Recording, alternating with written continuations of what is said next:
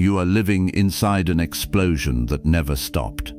Right now, this moment, the space between your atoms is still stretching from an event that happened 13.8 billion years ago. An event that wasn't an explosion at all, but something far stranger, something that created time itself. We call it the Big Bang, but that name is a lie. There was no bang, there was no center, there was no place for it to happen because there was no place. And for 60 years, physicists have been working backward through the math, through the radiation, through the faint scars left in the fabric of reality, trying to answer the most dangerous question science has ever asked. What happened in the first second, not the first minute, not the first hour, the first second, before atoms existed, before light could travel, before the universe was a millionth of a second old. What they found is almost impossible to believe. A fraction of time so short that writing it out takes more zeros than most people will see in a lifetime. A moment when the four forces of nature were one, a field that gave mass to a massless universe, a soup of particles so hot that matter as we know it could not exist. And then silence. 380,000 years of darkness, no stars, no light, just hydrogen, helium, and a cosmic fog so thick that the universe was blind to itself. This video is going to take you there, to the Planck epoch, where physics breaks, to the moment inflation made the cosmos explode faster than light, to the birth of the first molecule ever formed. We are the universe trying to remember its own beginning, and after more than a century of searching, we are finally close enough to see it. Before we begin, let us know in the comments below where in the world you're watching from and what time it is there. Now, settle in for a journey.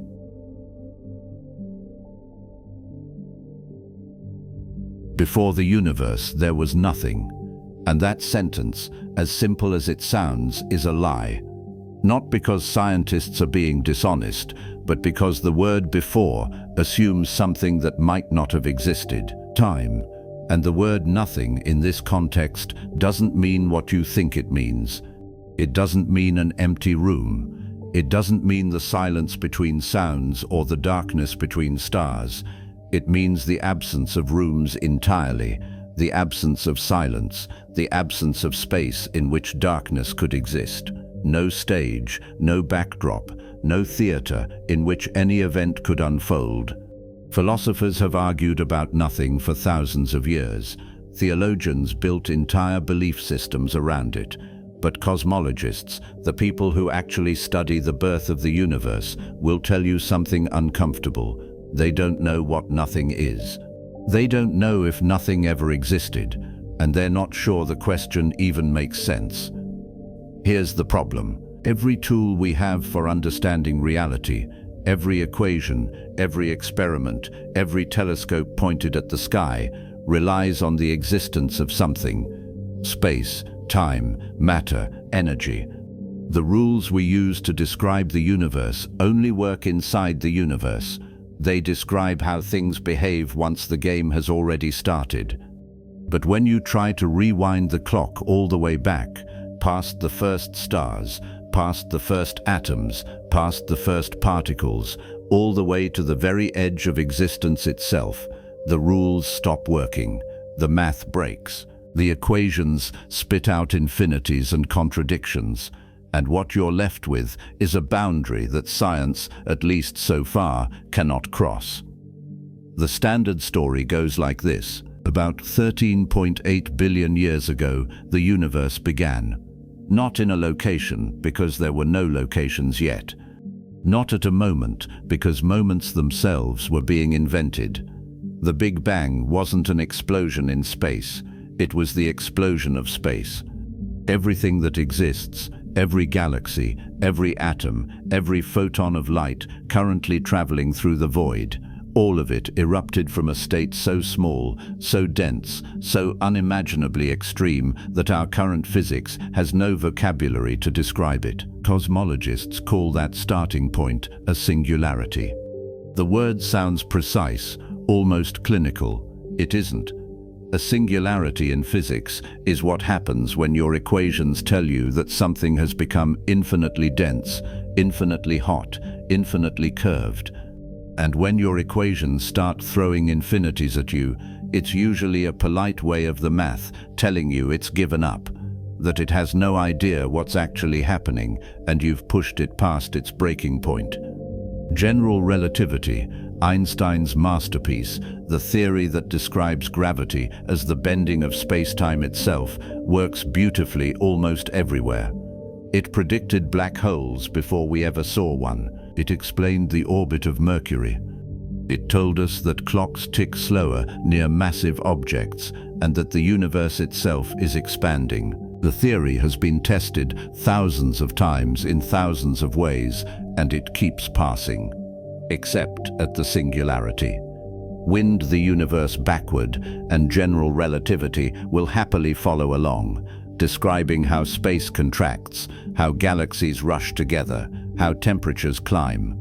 Right up until you hit a point where all the matter and energy in the observable universe is compressed into a region smaller than an atom. Then the theory starts screaming. Density becomes infinite, curvature becomes infinite, the math collapses into nonsense. And what that really means is that general relativity, for all its elegance, is incomplete. It's not wrong, it's just not the whole story. The missing piece is quantum mechanics, the set of rules that governs the behavior of particles at the smallest scales. Quantum mechanics describes a world that's fundamentally probabilistic, where particles don't have definite positions until you measure them, where things can be in two places at once, where the act of observation changes what you're observing. It's bizarre, deeply counterintuitive, and experimentally verified to a degree that makes it one of the most successful theories in the history of science. General relativity and quantum mechanics are both right. The problem is, they don't speak to each other. They describe different domains. General relativity handles the big stuff: planets, stars, galaxies, the shape of space-time itself. Quantum mechanics handles the small stuff: electrons, photons, atoms, the jittery, probabilistic dance of the subatomic world. And for the most part, you never need both at the same time, except at the singularity, except at the very beginning of the universe. When you try to describe a region where all the mass of the universe is crushed into a space smaller than the wavelength of a photon, you need both theories at once. You need a quantum theory of gravity, and we don't have one. Physicists have been chasing it for nearly a century. String theory, loop quantum gravity, various other approaches with names that sound like rejected science fiction novels. All of them are attempts to build a framework that can describe what happens when space-time itself becomes so violently curved and so microscopically small that the smooth fabric Einstein described starts behaving like the quantum foam theorists suspect might sit underneath. None of them are finished. None of them have been experimentally confirmed. And until we have a working theory of quantum gravity, the true beginning of the universe, if such a thing even exists, remains out of reach. So when scientists talk about the Big Bang, they're not actually talking about the very first instant. They're talking about what happened after. The earliest moment we can describe with any confidence sits at around 10 to the minus 43 seconds after the hypothetical starting gun. That's a decimal point followed by 42 zeros and then a 1. That window of time is called the Planck epoch, and it represents the absolute edge of what our current theories can handle. Before that, in the unimaginably brief interval between true zero and the Planck time, all bets are off. Space and time, as we understand them, might not have existed yet. Cause and effect might not have operated the way they do now. The rules themselves might have been different. This is where the word "before" starts to betray you. We think of time as a kind of universal stage on which events unfold. Something happens, then something else happens, then something else, before, during, after. But what general relativity taught us is that time is not a stage, it's part of the performance. Time is woven into the fabric of space-time, which can bend, stretch, and warp, depending on how much mass and energy is nearby. Near a black hole, time slows down. In an expanding universe, the rate at which time flows depends on where and when you are. If the Big Bang was the beginning of space-time itself, then asking what came before it is like asking what's north of the North Pole. The question contains a direction that doesn't exist. Some cosmologists take that seriously and argue that the universe simply began. No prior cause, no earlier state, just a boundary in time before which there is nothing to talk about. Not because something prevented earlier moments from existing, but because earlier is a concept that only makes sense after time itself exists. Stephen Hawking used to describe it this way: the universe has a finite age, but no edge, no boundary in time, because time itself curves back on itself near the beginning the way the surface of the Earth curves at the poles. You can trace any path backward, but you never reach a point that counts as the absolute start. You just reach a region where the usual rules stop applying and the geometry becomes something stranger. Other cosmologists aren't satisfied with that. They point out that general relativity has boundaries, and those boundaries don't necessarily mean the universe does. Just because our current equations break down doesn't mean reality does. It might just mean we need better equations. And if you allow for the possibility that something existed before the Big Bang, you open the door to a whole zoo of speculative ideas, some more plausible than others, none of them confirmed. One idea is called eternal inflation. In this picture, the Big Bang wasn't the beginning of everything. It was just one event in a much larger, possibly infinite process. Inflation, a period of exponentially fast expansion that most cosmologists now think happened in the first fraction of a second, might not be a one-time occurrence. It might be something that's always happening somewhere. In this model, our universe is a bubble that stopped inflating and settled into the slower expansion we observe today. But outside that bubble, inflation continues, and elsewhere, other bubbles form, each one a separate universe with potentially different physical laws, different particles, different constants of nature. Some of those universes might look like ours, most wouldn't. Some might be stillborn, collapsing before anything interesting happens. Some might expand forever in cold, empty silence, and all of them would be causally disconnected from each other, meaning no signal, no particle, no information could ever pass between them. If eternal inflation is right, the Big Bang wasn't the beginning, it was a phase transition. A moment when one small patch of a much larger inflating space cooled and condensed into the universe we inhabit. Which raises the obvious question: what started the eternal inflation process in the first place? And the honest answer is nobody knows. Another idea suggests that the Big Bang might have been a bounce. In this scenario, the universe is cyclic. It expands, slows, contracts, collapses nearly to a point, and then rebounds in a new Big Bang, over and over, potentially forever. The singularity in this model is avoided entirely. The universe never actually reaches infinite density. It compresses to some extraordinarily high but finite density, and then quantum effects, or some other mechanism not yet understood, cause it to bounce back. The problem with the bounce idea is that entropy, the measure of disorder in a system, tends to increase over time. If the universe has been bouncing forever, it should have reached maximum entropy an infinite amount of time ago. Everything should be cold, uniform, lifeless. The fact that we exist in a universe full of structure, stars, galaxies, gradients of temperature and density suggests that either the bouncing hasn't been going on forever, or something is resetting the entropy with each cycle, and no one has a convincing mechanism for that. Then there's the possibility that our universe emerged from a quantum fluctuation, not an explosion, not a bounce, but a random event permitted by the probabilistic rules of quantum mechanics. In quantum field theory, empty space isn't really empty.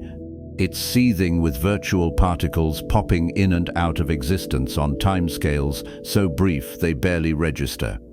These fluctuations are real. We've measured them. They produce measurable effects like the Casimir force. Now stretch that idea to the entire universe. If quantum mechanics permits fluctuations in energy, and if the total energy of the universe is zero, as some calculations suggest it might be, then the whole thing could have been a fluctuation, a random bubble of space-time that happened to inflate, stabilize, and give rise to everything we see. It's not that something came from nothing. It's that the quantum rules allow for temporary violations of what we think of as conservation laws, as long as those violations are short-lived or balanced out elsewhere. The universe, in this picture, is the ultimate free lunch, borrowed from the quantum vacuum and never paid back. The trouble with all these ideas, eternal inflation, cyclic universes, quantum fluctuations, is that they're nearly impossible to test. If other universes exist, we can't see them. If the universe bounced from a prior state, that prior state left no fossils we can dig up. If the whole thing emerged from a quantum fluctuation, the fluctuation itself is by definition a one-time event that predates any record we could access. These ideas aren't useless. They're logically coherent. They're consistent with known physics, or at least they don't obviously contradict it. But they sit at the edge of what science can actually do. Science works by making predictions, testing those predictions, and updating the theory based on what you find. When your theory makes no testable predictions, when it describes events that by their nature leave no observable trace, you've drifted into a gray zone where the line between physics and philosophy starts to blur. And that's where we are right now when it comes to the ultimate beginning. Cosmologists can describe the universe with extraordinary precision, starting from about 1 second after the Big Bang. They can trace the formation of the first atomic nuclei, the decoupling of light from matter, the birth of the first stars. They can run the clock backward with confidence until they hit the end of the inflationary period, roughly 10 to the minus 33 seconds in. Before that, the picture gets hazier, and before the Planck time, it's essentially blank. Not because scientists are lazy or uncurious, but because the universe at that scale is so extreme that none of our tested theories apply. We're trying to read a book written in a language we haven't learnt yet. So what was there before the Big Bang? The most honest answer is, we don't know. Maybe nothing, maybe something, maybe a different universe, maybe an eternal inflating expanse. Maybe a quantum foam where space and time dissolve into probabilities. Maybe the question itself is malformed, like asking what sound the color blue makes. NASA's official position, laid out in their educational materials, is blunt. Scientists aren't sure what came before inflation or what powered it. And if NASA, the organization that sent robots to Mars and telescopes to the edge of the observable universe, is willing to say we don't know, then that's probably where the honest answer has to sit. What we do know is that 13.8 billion years ago, give or take 20 million years depending on which dataset you trust, the universe transitioned from whatever it was before into something we can describe. Space started expanding. Time started ticking. Energy condensed into particles. The rules we recognize, gravity, electromagnetism, the forces that hold atoms together, began operating the way they do now. Whether that transition had a cause, whether it was the beginning of time itself, or just the beginning of this phase of existence, remains one of the deepest open questions in science. And the fact that we've even gotten close enough to ask it clearly is, in its own way, extraordinary. A species of primates on a small rocky planet, only recently evolved to the point where we can build instruments sensitive enough to detect the afterglow of creation, is now trying to reconstruct what happened in the first trillionth of a trillionth of a trillionth of a second. We haven't solved it, but we've cornered it. And that corner, that boundary where our equations break and our intuitions fail, is where the story has to start. Not because it's the true beginning, but because it's the edge of what we can say with any confidence. Beyond that edge is the Planck epoch, a sliver of time so brief that light itself couldn't cross the width of a proton. A moment when the universe was smaller than anything you can picture and hotter than any temperature that has a meaning. That's where the universe we inhabit actually begins. Not in nothing, not in something, but in a state so far removed from everyday experience that the only way to approach it is to build the story forward, one impossibly small step at a time.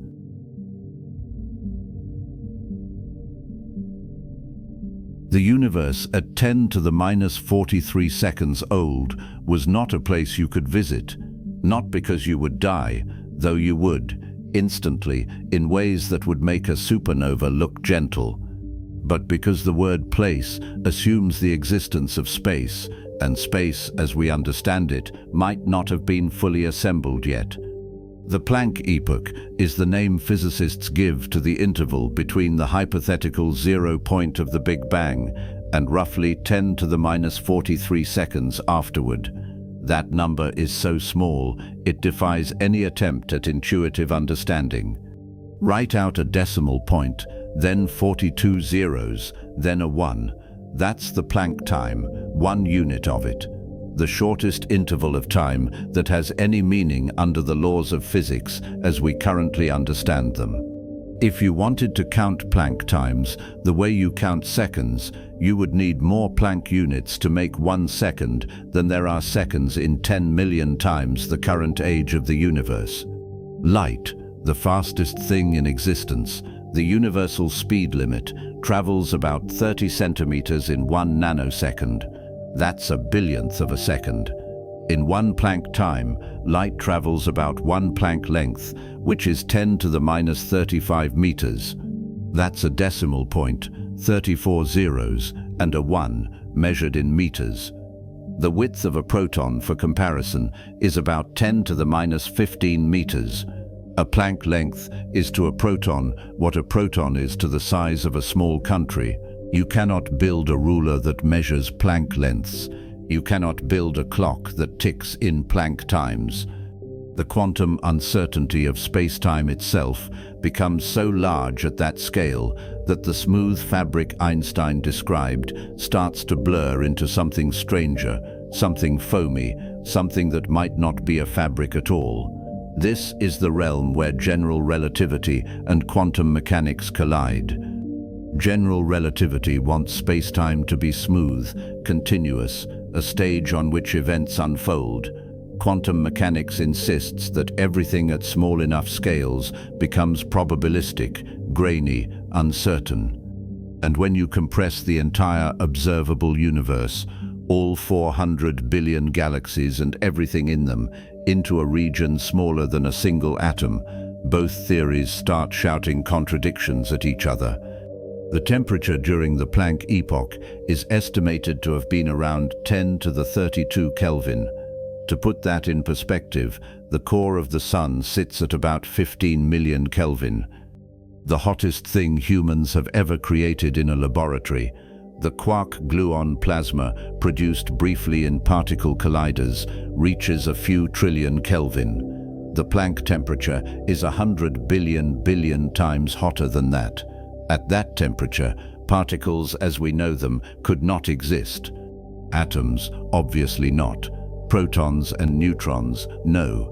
Even quarks and electrons, the building blocks of matter, might not have been stable or distinct. Energy and matter were the same thing, constantly converting back and forth, and the usual rules that govern how particles interact had not yet settled into their familiar forms. Cosmologists described the Planck epoch as the era when all four fundamental forces of nature were unified: gravity, electromagnetism, the strong nuclear force, and the weak nuclear force. The four pillars that govern every interaction in the universe today were at that moment a single force, one unified field. The theory that describes that unification does not exist yet. We have pieces. The electromagnetic force and the weak nuclear force were successfully unified in the 1960s by Sheldon Glashow, Abdus Salam, and Steven Weinberg into what's called the electro-weak force. That unification won them a Nobel Prize and has been experimentally confirmed in particle accelerators. The strong nuclear force, which holds quarks together inside protons and neutrons, has its own well-tested theory called quantum chromodynamics. Combine the electro-weak theory with quantum chromodynamics and you get the standard model of particle physics, the most successful and precisely tested scientific theory ever constructed. It describes every confirmed particle, every confirmed force except one: gravity. Gravity does not fit. It is described by general relativity, a completely separate framework that treats gravity not as a force transmitted by particles, but as the curvature of space-time itself. And when you try to merge general relativity with quantum field theory, the math explodes. You get infinities that cannot be removed, predictions that make no sense, equations that tell you the probability of certain events is greater than 100%, which is a polite way of the universe telling you that you are asking the wrong question. Physicists call this the problem of quantum gravity, and it has been the central unsolved puzzle in theoretical physics for nearly a century. Without a working theory of quantum gravity, any description of the Planck epoch is speculative. Educated speculation, built on decades of research and grounded in what we do know about physics, but speculation nonetheless. That has not stopped people from trying. The two leading candidates for a theory of quantum gravity are string theory and loop quantum gravity. Both attempt to reconcile the smooth spacetime of Einstein with the jittery quantum world of particles and fields. Both have passionate advocates. Neither has been experimentally confirmed, and they approach the problem from completely opposite directions. String theory starts with particles.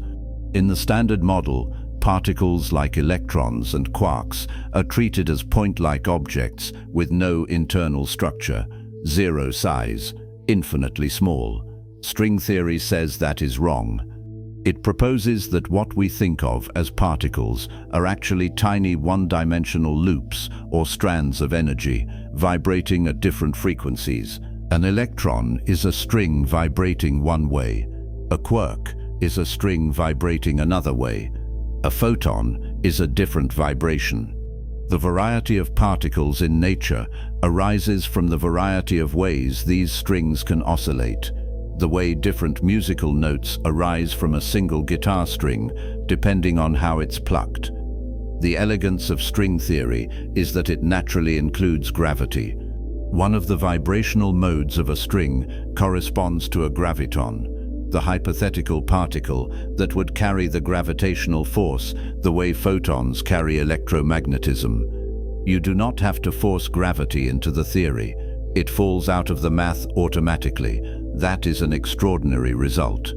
The catch, and it is a substantial catch, is that string theory only works if space-time has more than 4 dimensions. Not 3 dimensions of space and 1 of time, 10 dimensions, or 11, depending on which version of the theory you are working with. The extra dimensions are not something we observe in daily life. The theory says they are curled up, compactified into shapes so small that they exist at every point in space, but are invisible at the scales we can measure. Think of it like looking at a garden hose from far away. From a distance, the hose looks like a one-dimensional line. Get closer, and you realize it has a second dimension, a circular dimension wrapped around the length of the hose. String theory says space itself has hidden dimensions curled up in a similar way, but at scales near the Planck length. The problem is that those extra dimensions could be curled up in an astronomically large number of different ways. Estimates range from 10 to the 500 different possible configurations to 10 to the 2000. Each configuration would give rise to a different set of physical laws, different particle masses, different force strengths, and there is currently no way to predict which configuration corresponds to our universe. Critics call this the landscape problem. String theory does not make unique predictions. It predicts a vast space of possibilities, and without a way to calculate which one is real, the theory becomes hard to test. Proponents argue that the framework is still under development, and that dismissing it because it is not yet complete is premature. The math is beautiful. It unifies forces. It includes gravity. It connects to other areas of theoretical physics in surprising and productive ways, but it has not yet made a confirmed prediction that could not be explained by other means. Loop quantum gravity takes a different route. Instead of starting with particles and trying to quantize them, it starts with space-time itself and tries to quantize that. General relativity describes space-time as a smooth continuum. Loop quantum gravity says that at the Planck scale, space-time is not smooth. It is granular, made of discrete chunks, like pixels on a screen. These chunks are sometimes called atoms of space-time, though that is a bit misleading because they are not objects sitting in space. They are space. The theory models space-time as a network of loops and nodes, a kind of quantum fabric woven at the smallest possible scale. When you zoom out far enough, the grainy structure blurs and you recover the smooth space-time of Einstein. But zoom in close enough and you see the stitching. One of the appealing features of loop quantum gravity is that it is built directly from general relativity. You take Einstein's equations and apply the rules of quantum mechanics to them without adding extra dimensions or new particles. The framework is more conservative than string theory in that sense. It does not require you to accept a landscape of 10 to the 500 universes. It does not demand extra dimensions. It just says that space itself comes in discrete units, and the smooth geometry we observe is an approximation that works at large scales but breaks down near the Planck length. The downside is that loop quantum gravity has struggled to incorporate the other forces of nature. It handles gravity beautifully. It avoids the singularities that plague general relativity at the centers of black holes and at the Big Bang. But it has not yet produced a unified theory that includes electromagnetism, the weak force, and the strong force in a natural way. String theory unifies all the forces but requires exotic extra dimensions. Loop quantum gravity sticks to 4 dimensions but does not yet unify the forces. Both are incomplete, both are promising, and neither can currently be tested with any experiment we know how to build. The energies required to probe the Planck scale directly are far beyond anything achievable with current technology. The Large Hadron Collider, the most powerful particle accelerator ever constructed, smashes protons together at energies of about 14 tera-electron volts.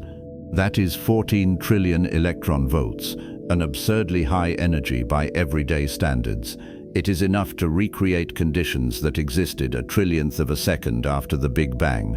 It is nowhere near enough to probe the Planck scale. To reach Planck scale energies, you would need a collider about 10 billion light-years across, roughly the size of the observable universe. That is not a funding problem. It is a physical impossibility. So, if we cannot test these theories directly, how do scientists make progress? Indirectly, by looking for subtle effects that quantum gravity might produce at lower energies. One possibility is that spacetime, if it is truly granular at the Planck scale, might have a slight graininess that affects how light travels over cosmological distances. Photons of different energies might travel at slightly different speeds if spacetime is not perfectly smooth. High-energy gamma rays from distant supernovae or gamma-ray bursts could arrive at Earth a fraction of a second earlier or later than lower-energy photons from the same event. The effect would be tiny, but with sensitive enough detectors, it might be measurable. So far, no such effect has been detected. That does not rule out quantum gravity. It just means that if the effect exists, it is smaller than current instruments can see. Another indirect test involves the cosmic microwave background, the faint afterglow of radiation left over from about 380,000 years after the Big Bang. The pattern of hot and cold spots in that radiation carries information about the conditions in the very early universe, including the inflationary period that most cosmologists think occurred just after the Planck epoch. If quantum gravity had observable effects during inflation, those effects might have left a fingerprint in the microwave background. Researchers have looked for specific patterns, certain types of polarization in the light that would indicate gravitational waves produced during inflation. The signals are faint and the search is ongoing. But if they are found, they could provide the first indirect evidence that quantum gravity is real and that it played a role in shaping the universe. For now, the Planck epoch remains a theoretical construct, a placeholder. Scientists know that something happened in that first 10 to the minus 43 seconds, but the details are hidden behind a wall of missing physics. What they can say with confidence is what the universe looked like immediately after the Planck epoch ended. By the time the universe reached 10 to the minus 43 seconds old, it had cooled enough, if cooled is even the right word when you are still talking about temperatures beyond any physical meaning, that gravity separated out from the other three forces. Gravity became its own distinct interaction, operating according to the rules of general relativity, or something close to them. The other three forces, electromagnetism, the weak force, and the strong force, remained unified in what physicists call a grand unified force. That unification would not last long. As the universe continued to expand and cool, the forces split off one by one, like branches separating from a tree trunk. The picture that emerges is one of symmetry breaking. In the earliest moments, the universe was symmetric. The forces were indistinguishable. The particles, if they existed in any recognizable form, had no mass. There was no difference between left and right, forward and backward, matter and antimatter. Perfect symmetry, but symmetry at that level is unstable. Think of a ball sitting at the very peak of a hill. In principle, it is perfectly balanced. In practice, the smallest nudge sends it rolling down one side or the other. Once it starts rolling, the symmetry breaks. The ball ends up at the bottom of the hill on one side, and that side becomes distinct from the other. The universe underwent a series of symmetry-breaking events as it expanded and cooled. Each time a symmetry broke, a force split off. Particles gained distinct properties, and the rules governing interactions changed. The first symmetry breaking happened at the end of the Planck epoch, when gravity separated. The next would happen shortly after, at a time called the Grand Unification Epoch, when the strong nuclear force split off from the electro-weak force. Then later still, the electro-weak force would break into electromagnetism and the weak force.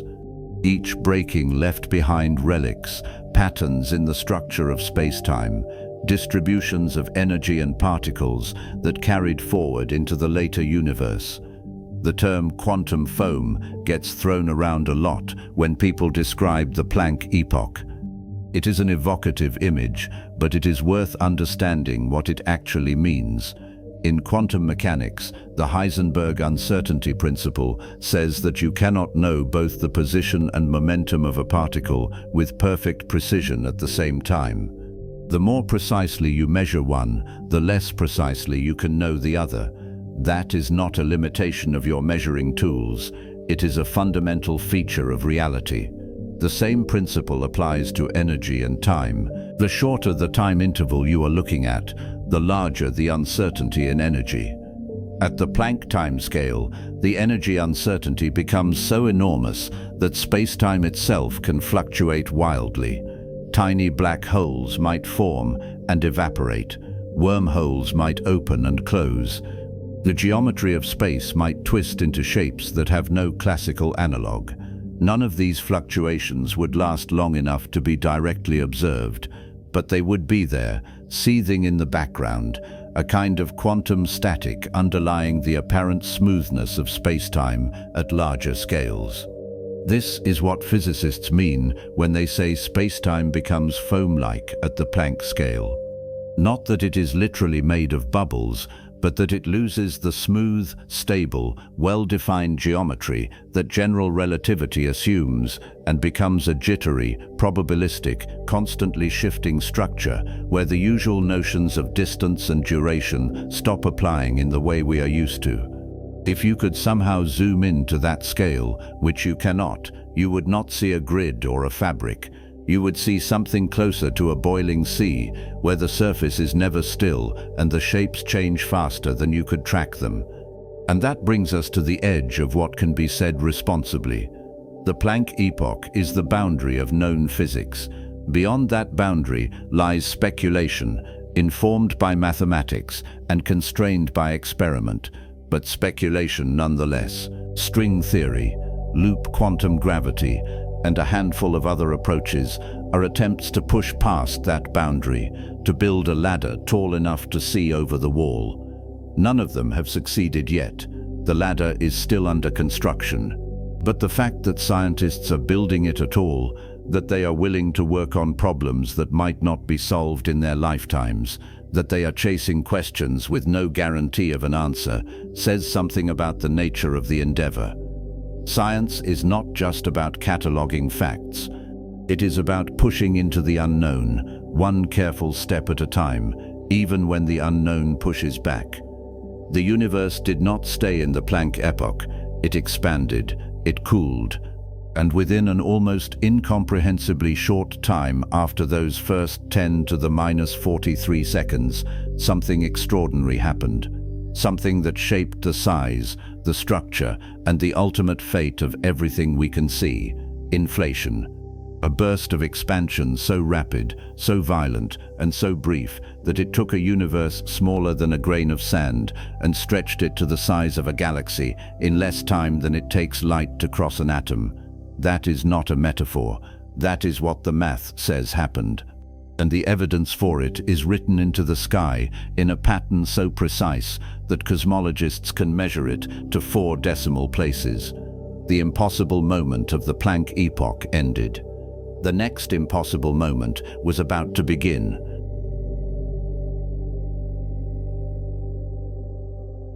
The universe at 10 to the minus 36 seconds old was about to do something ridiculous. Something so absurdly fast, so violently disproportionate, that when Alan Guth first proposed it in 1980, even he wasn't sure anyone would take him seriously. He called it inflation. And what it describes is this: for a period lasting somewhere between 10 to the minus 36 and 10 to the minus 32 seconds, the universe expanded faster than the speed of light. Not by a little, not by a factor of 2 or 10 or even 1,000. By a factor of at least 10 to the 26th, some estimates push it to 10 to the 30th. That means the universe doubled in size, and then doubled again, and then doubled again, somewhere between 60 and 90 times, all within a span of time so brief that calling it an eye blink would be an insult to eye blinks. If you took a region of space smaller than a proton and inflated it at that rate for that long, you would end up with something the size of a galaxy. That is not a metaphor. That is what the theory says happened, and the reason physicists believe it is not because they enjoy absurd numbers. It's because without inflation, the universe we actually observe should not exist. Let's back up. By the early 1980s, cosmology had a problem. Actually, it had several problems, but two of them were big enough that they threatened the entire framework. The first was called the horizon problem. The second was called the flatness problem. Both were puzzles that emerged directly from the standard Big Bang model, and both pointed to the same uncomfortable conclusion. The universe looked far too uniform and far too geometrically simple to have formed the way the equations said it should have formed. It was as if someone had carefully set the initial conditions by hand, and physicists hate that. Not because they're opposed to the idea of fine-tuning on philosophical grounds, though many are, but because a theory that requires you to assume the universe just happened to start out in an extraordinarily special configuration is a theory that isn't explaining anything. It's just describing what you already see and shrugging. The horizon problem goes like this. When you look at the cosmic microwave background, the faint glow of radiation left over from about 380,000 years after the Big Bang, you see an almost perfectly uniform temperature across the entire sky. The average temperature is about 2.7 Kelvin. The variation from one patch of sky to another is only about 1 part in 100,000. Hot spots and cold spots exist, and they're incredibly important because they're the seeds that eventually grew into galaxies. But the differences are tiny. The universe, at the moment that light was released, was astonishingly smooth. That smoothness means that different regions of space were at nearly the same temperature, and temperature equilibrium happens when regions can exchange energy, when they're in contact long enough for heat to flow from the hotter areas to the cooler ones until everything evens out. The problem is that according to the standard Big Bang model without inflation, the regions we're looking at were never in contact. They were too far apart. Light from one side of the observable universe, traveling since the moment of the Big Bang, would not have had time to reach the other side by the time the microwave background was emitted. And if no information, no light, no signal of any kind could travel between them, how did they end up at the same temperature? It's like finding two pots of water on opposite sides of a locked room, both at exactly the same temperature, and being told they were never connected and no one adjusted the heat. That shouldn't happen. Something has to carry the information. Something has to smooth things out. The standard model didn't provide a mechanism. It just said, well, the universe started out smooth, and that answer wasn't good enough. The flatness problem is related but geometrically stranger. General relativity allows for 3 possible shapes for the universe on the largest scales. It can be positively curved, like the surface of a sphere, where if you travel far enough in a straight line, you eventually come back to where you started. It can be negatively curved, like a saddle, where parallel lines diverge, and the angles in a triangle add up to less than 180 degrees. Or it can be flat, where space extends infinitely in all directions, parallel lines stay parallel, and the angles in a triangle behave the way Euclid said they should. Which shape the universe actually has depends on its density.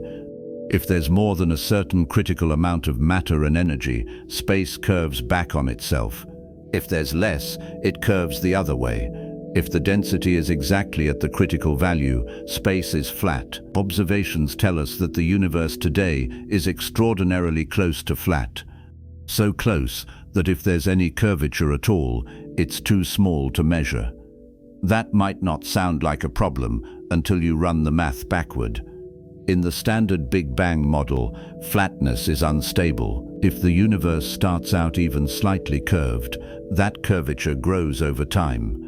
If it starts out slightly more dense than the critical value, it quickly becomes much more dense and collapses back on itself. If it starts out slightly less dense, it rapidly becomes much less dense and the expansion accelerates. The only way to end up with a universe as flat as ours today is to start with a universe that was flat to an absurd degree of precision in the earliest moments. At 1 second after the Big Bang, the density of the universe had to be fine-tuned to within 1 part in 10 to the 15th of the critical value. At the Planck time, that precision climbs to 1 part in 10 to the 60th. Those are not numbers that happen by accident. That's not the universe getting lucky. That's the universe being set up in an extraordinarily specific way, and nobody had an explanation for why. Alan Guth was a particle physicist at Stanford in the late 1970s when he stumbled onto a possible answer. He wasn't trying to solve cosmology's big problems. He was working on something else entirely, a problem in grand unified theories involving magnetic monopoles, hypothetical particles that should have been produced in enormous numbers in the early universe but have never been observed. Guth realized that if the universe had gone through a brief period of exponential expansion, those monopoles would have been diluted to the point where finding one today would be almost impossible. The expansion would have stretched space so much that the monopoles, even if they were created, would be spread so far apart that you'd never see one. That solved the monopole problem. But as he worked through the math, Guth realized the same mechanism solved the horizon problem and the flatness problem at the same time. If the universe inflated exponentially for a brief period, regions that are now on opposite sides of the observable universe would have been close together before inflation started, close enough to exchange heat, close enough to smooth out temperature differences. Then inflation kicked in, and those regions were blown apart faster than light could travel between them. The smoothness we see today isn't a coincidence. It's a relic of a time when the universe was much smaller and those regions were in contact. The flatness problem gets solved in a similarly elegant way. Inflation stretches space so dramatically that any initial curvature gets flattened out. Imagine drawing a triangle on the surface of a balloon and then inflating the balloon to the size of the Earth. The triangle, which might have had curved sides when the balloon was small, now looks perfectly flat because the curvature of the surface has been stretched to a scale so large you can't detect it. Inflation does the same thing to the universe. Whatever shape space started with, inflate it by a factor of 10 to the 26 or more, and it will look flat from the inside. The theory Guth published in 1981 was groundbreaking, but it had a flaw. In his original model, inflation never really ended cleanly. The universe got stuck in the inflating state and didn't transition smoothly into the hot, dense, radiation-filled state that we know came next. Within a year, several physicists, including André Linde, Andreas Albrecht, and Paul Steinhardt, developed improved versions of inflation that solved that problem. The basic idea remained the same, but the details of how inflation started and stopped were refined. By the mid-1980s, inflation had become the leading explanation for why the universe looks the way it does. It wasn't just an add-on to the Big Bang model, it was a necessary correction. The Big Bang without inflation doesn't work. The numbers don't line up. Inflation fixes them. So what actually drives inflation? The mechanism is something called a scalar field, which physicists have named, with their characteristic flair for poetry, the inflaton field. If that name sounds vague and placeholder-like, that's because it is. Nobody knows what the inflaton field actually is. It's not any of the known fields in the standard model of particle physics. It's hypothetical, a placeholder for whatever was responsible for inflation, assuming inflation happened at all. A scalar field is a type of field that has a value at every point in space but no direction. Temperature is a scalar. You can measure the temperature at any location, and the number you get doesn't point anywhere. It's just a value. The inflaton field works the same way. It fills space, and its value determines how much energy is stored in the vacuum at each point. In the very early universe, the inflaton field was sitting in a high-energy state, like a ball perched at the top of a hill. While it sat there, the energy density of the field remained nearly constant even as space expanded, and that constant energy density is what drove inflation. In normal matter and radiation, energy density decreases as space expands. Stretch a box full of gas and the gas spreads out, so the density drops. Stretch a box full of light and the wavelengths get longer, so the energy per photon drops. But the inflaton field didn't behave that way. Its energy stayed constant, or nearly constant, as space expanded. And in general relativity, a constant energy density produces something very strange. It creates a repulsive gravitational effect. Space doesn't just expand, it accelerates. It expands faster and faster, doubling in size over and over again in tiny fractions of a second. That's inflation. Exponential expansion driven by a field that refused to dilute. The numbers are genuinely difficult to wrap your mind around. At 10 to the minus 36 seconds, the universe was unimaginably small, smaller than an atom, smaller than a proton, smaller than anything you've ever thought about in any tangible way. Then inflation started. For the next 10 to the minus 34 seconds or so, give or take depending on the model, space expanded exponentially. Every 10 to the minus 37 seconds, the universe doubled in size, then doubled again, then doubled again. If you start with something the size of a proton and double it 90 times, you end up with something about the size of a grapefruit. Except the universe didn't stop at 90 doublings. Some models push it past 100. By the time inflation ended, the observable universe, the region that would eventually contain every galaxy we can see, had been stretched from a size far smaller than a subatomic particle to something potentially the size of our solar system, maybe larger. And the entire process took less time than it takes light to cross the width of an atomic nucleus.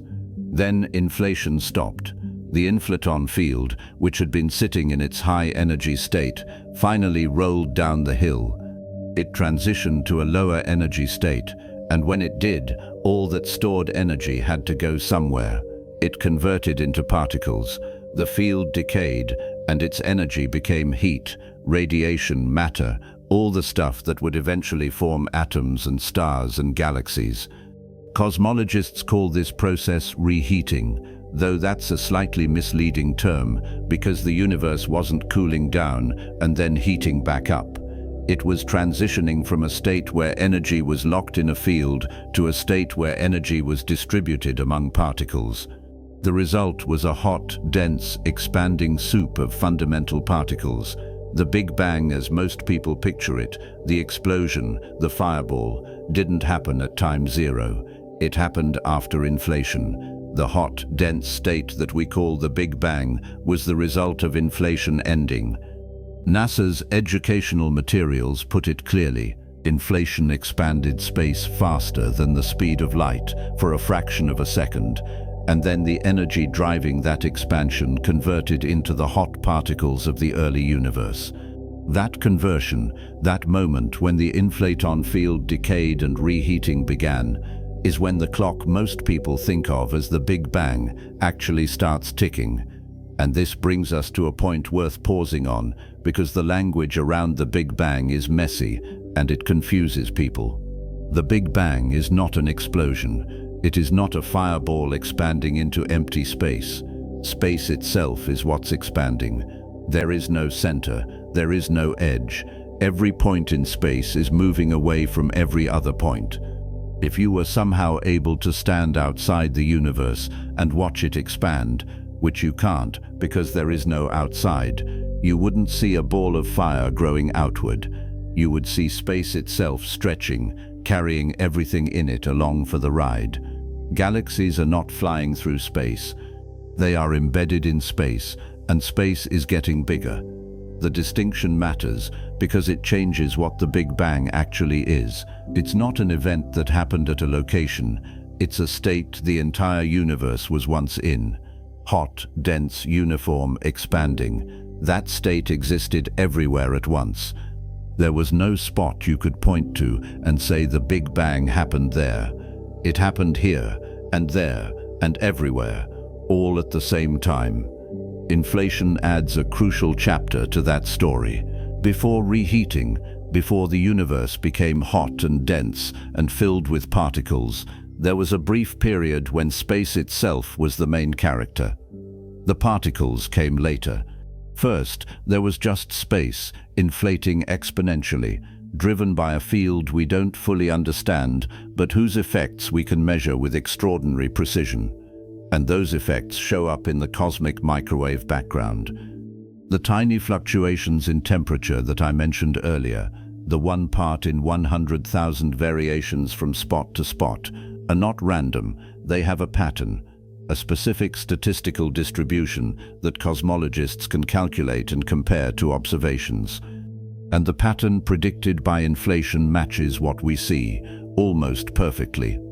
The fluctuations were seeded by quantum mechanics. During inflation, space was expanding so fast that quantum fluctuations, the random jitter that's always present in any field at the smallest scales, got stretched. A fluctuation that started out smaller than a Planck length got blown up to the size of a galaxy.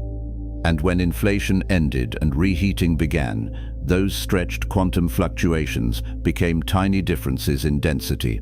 Regions that were slightly more dense pulled in more matter and eventually collapsed into galaxy clusters. Regions that were slightly less dense became voids. The entire large-scale structure of the universe, every galaxy, every cluster, every filament of matter stretching across hundreds of millions of light years, grew from quantum noise that got amplified by inflation. That is not speculation. That is the prediction inflation makes, and it is confirmed by the data. The pattern of hot and cold spots in the microwave background fits the prediction to better than 1%. Cosmologists call that pattern nearly scale invariant, which means the size of the fluctuations doesn't change much whether you're looking at small patches of sky or large ones. And that scale invariance is exactly what you expect if the fluctuations were generated by quantum processes during an inflationary period. There's more. Inflation also predicts that gravitational waves should have been produced during the exponential expansion. Not the kind of gravitational waves that LIGO detects from merging black holes.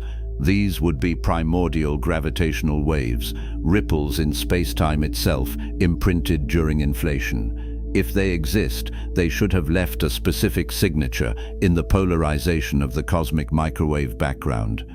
In 2014, a team working with an experiment called BICEP-2 announced they had found that signature. The news was enormous. It was hailed as the smoking gun for inflation, the direct evidence that the theory was right. Then came the problem. Follow-up observations revealed that most of the signal BICEP-2 detected wasn't from primordial gravitational waves. It was from dust in our own Milky Way galaxy. Tiny grains of dust floating between stars can polarize microwave light in ways that mimic the signal inflation would produce. The BICEP-2 team had accounted for dust, but they had underestimated how much was there. When later experiments mapped the dust more carefully, the primordial signal, if it exists at all, turned out to be much weaker than BICEP-2 had claimed. It might still be there. It might be detectable with future instruments, but the 2014 announcement, which had briefly looked like the confirmation cosmologists had been waiting for, faded into a cautionary tale about foreground contamination and the difficulty of extracting faint signals from noisy data. Even without direct detection of primordial gravitational waves, inflation remains the leading explanation for the structure of the universe. The horizon problem is solved, The flatness problem is solved. The monopole problem, the issue Guth was originally working on, is solved. The spectrum of fluctuations in the microwave background matches the predictions. Inflation is not proven beyond all doubt. No scientific theory ever is, but it is strongly supported by the data, and no competing theory explains as much with as few assumptions. There are alternatives. Some cosmologists have proposed models where the universe bounces instead of inflating, or where the structure we see was seeded by processes other than quantum fluctuations stretched during exponential expansion. None of those alternatives have gained the same level of acceptance because none of them fit the data as cleanly. Inflation works. Not perfectly, not without open questions, but well enough that it has become the standard framework for understanding the first fraction of a second after the Planck epoch ended. One of the strangest implications of inflation is what it says about size. We think of the universe as big. The observable universe, the region we can see from Earth, is about 93 billion light-years across. That's because light has had nearly 14 billion years to travel toward us, and during that time, space itself has been expanding, stretching the distance even further. 93 billion light-years is not a small number, but according to inflation, the observable universe is just a tiny patch of a much larger whole. The region that inflated and then reheated to become our observable universe is now, after billions of years of continued expansion, far larger than anything we could ever see. Light from those distant regions will never reach us because space between here and there is expanding faster than light can close the gap. If inflation happened the way the models suggest, the entire universe could be many orders of magnitude larger than the part we observe. Some versions of inflation, particularly eternal inflation, suggest that the process might never fully stop. Inflation ends in some regions, and those regions reheat and become pocket universes like ours. But in other regions, inflation continues. And in that picture, the Big Bang wasn't the beginning of everything. It was the beginning of our local patch. Our observable universe is one bubble in an endlessly inflating expanse.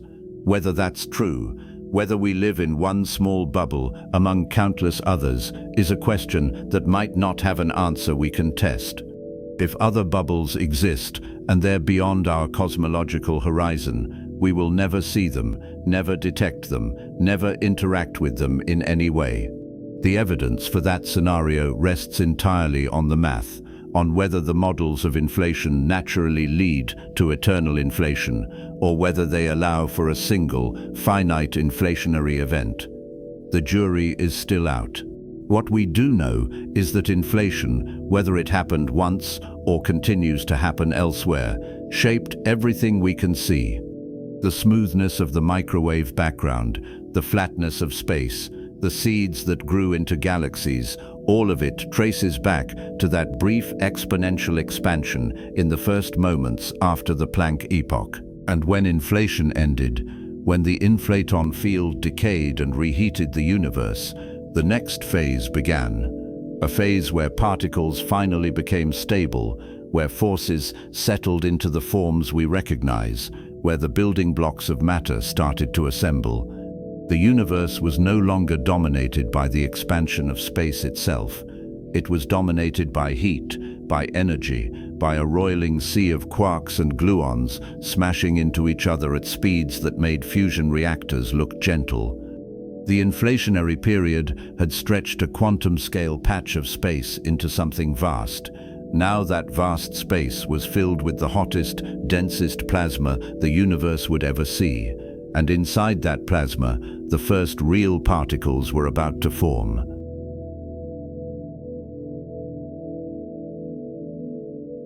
Inflation ended. The universe, which had spent the last unimaginably brief instant expanding faster than light, stretching itself by a factor that makes astronomical numbers look modest, suddenly stopped. Not gradually, not gently. The inflaton field, the mysterious scalar field that had been driving the exponential expansion finally rolled down from its high-energy perch and settled into a lower-energy state. And when it did, all that energy, the energy that had been locked in the field, the energy that had been pushing space apart at speeds that violated every intuition you have about how fast things can move, had to go somewhere. It converted, the field decayed, and its energy became particles.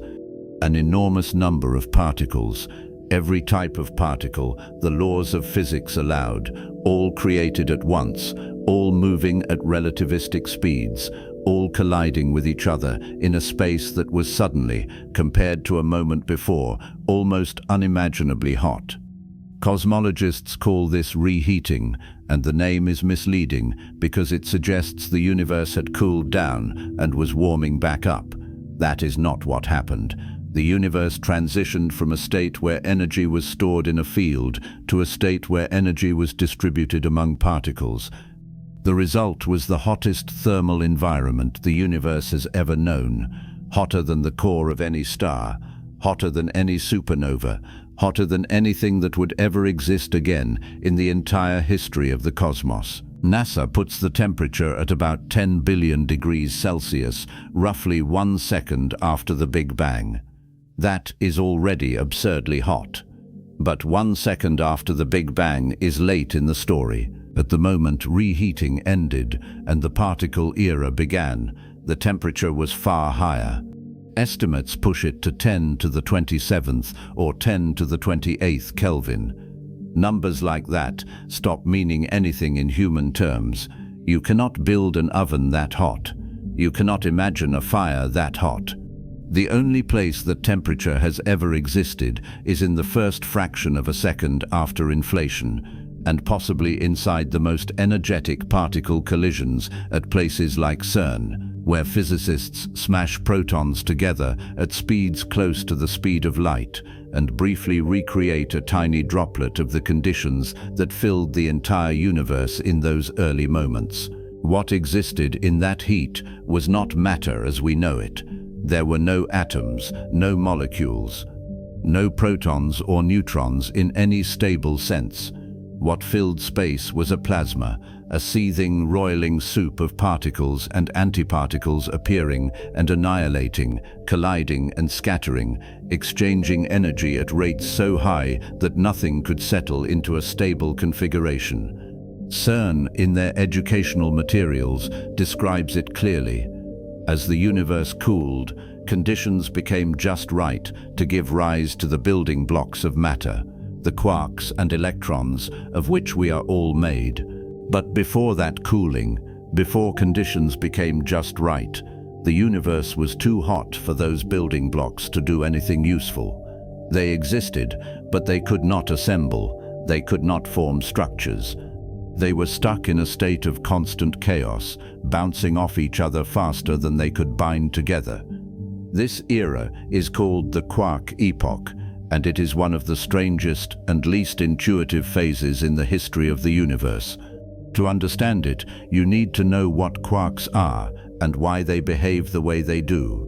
Quarks are fundamental particles, meaning as far as we know they are not made of anything smaller. They are point-like, with no internal structure, no size in the classical sense. There are 6 types of quarks, which physicists have named, in a moment of uncharacteristic whimsy: up, down, charm, strange, top and bottom. The names mean nothing. They are labels, picked somewhat arbitrarily to distinguish one type from another. What matters is how they interact. Quarks carry a property called color charge, which has nothing to do with actual color. It is a type of charge similar to electric charge, but it governs the strong nuclear force instead of electromagnetism. The strong force is what holds quarks together inside protons and neutrons, and it is called strong for a reason. It is the most powerful of the 4 fundamental forces, stronger than electromagnetism, vastly stronger than gravity, strong enough to overcome the electric repulsion between positively charged protons packed tightly together in an atomic nucleus. But the strong force has a strange property. It does not weaken with distance the way gravity and electromagnetism do. When you try to pull two quarks apart, the force between them gets stronger, not weaker. Pull hard enough and you do not separate the quarks. You create new quarks. The energy you put into pulling them apart converts into particle-antiparticle pairs, and instead of isolating a single quark, you end up with more bound states. This property is called confinement, and it is why you have never seen a free quark in nature. They do not exist in isolation under normal conditions. They are always bound together in groups of 2 or 3, forming particles called hadrons. Protons and neutrons are hadrons, each made of 3 quarks held together by the strong force. But confinement has limits. At extremely high temperatures, the kind that existed in the first microseconds after the Big Bang, quarks stop being confined. The thermal energy is so high that the strong force cannot hold them together. They break free, not as isolated particles, but as a collective fluid, a quark-gluon plasma, where quarks and gluons, the particles that carry the strong force, move freely through space without being bound into protons and neutrons. This is not a gas. It is not a liquid in the usual sense. It is a plasma, a state of matter where particles are so energized that the usual structures dissolve. Gluons are the force carriers of the strong interaction. Just as photons carry the electromagnetic force, gluons carry the strong force, flitting between quarks and binding them together. In the quark-gluon plasma, gluons were everywhere, zipping back and forth, interacting with quarks, with each other, creating a dense, tangled, constantly shifting web of interactions. The plasma was opaque. Light could not travel through it freely because photons were constantly scattering off the charged particles. If you could somehow have been there, which you could not, you would not have seen anything, not because it was dark, but because light itself could not propagate. Every photon that appeared, and there were an enormous number of them, was immediately absorbed or scattered. The universe was a glowing, blinding fog with no line of sight, no transparency, no way for information to travel more than a tiny fraction of a distance before being scrambled. The quark-gluon plasma did not last long. As the universe expanded, it cooled. Temperature is a measure of the average kinetic energy of particles, and as space stretched, particles lost energy. Their speeds dropped. Their collisions became less violent. And at some point, the temperature fell below the threshold where quarks could remain free. That threshold sits at around 2 trillion Kelvin, about 100,000 times hotter than the core of the Sun. When the universe cooled past that point, quarks began to bind together. 3 quarks combined to form a proton. 3 different quarks, 2 up and 1 down, combined to form a neutron. This transition from a quark-gluon plasma to a gas of protons and neutrons is called the quark-hadron transition, and it happened about 10 millionths of a second after the Big Bang, 10 to the -6 seconds, a microsecond. In that brief window, the fundamental nature of matter changed. Before the transition, the universe was filled with free quarks and gluons. After the transition, those quarks were locked into hadrons, and the universe looked, at least in terms of its particle content, much closer to the universe we inhabit today.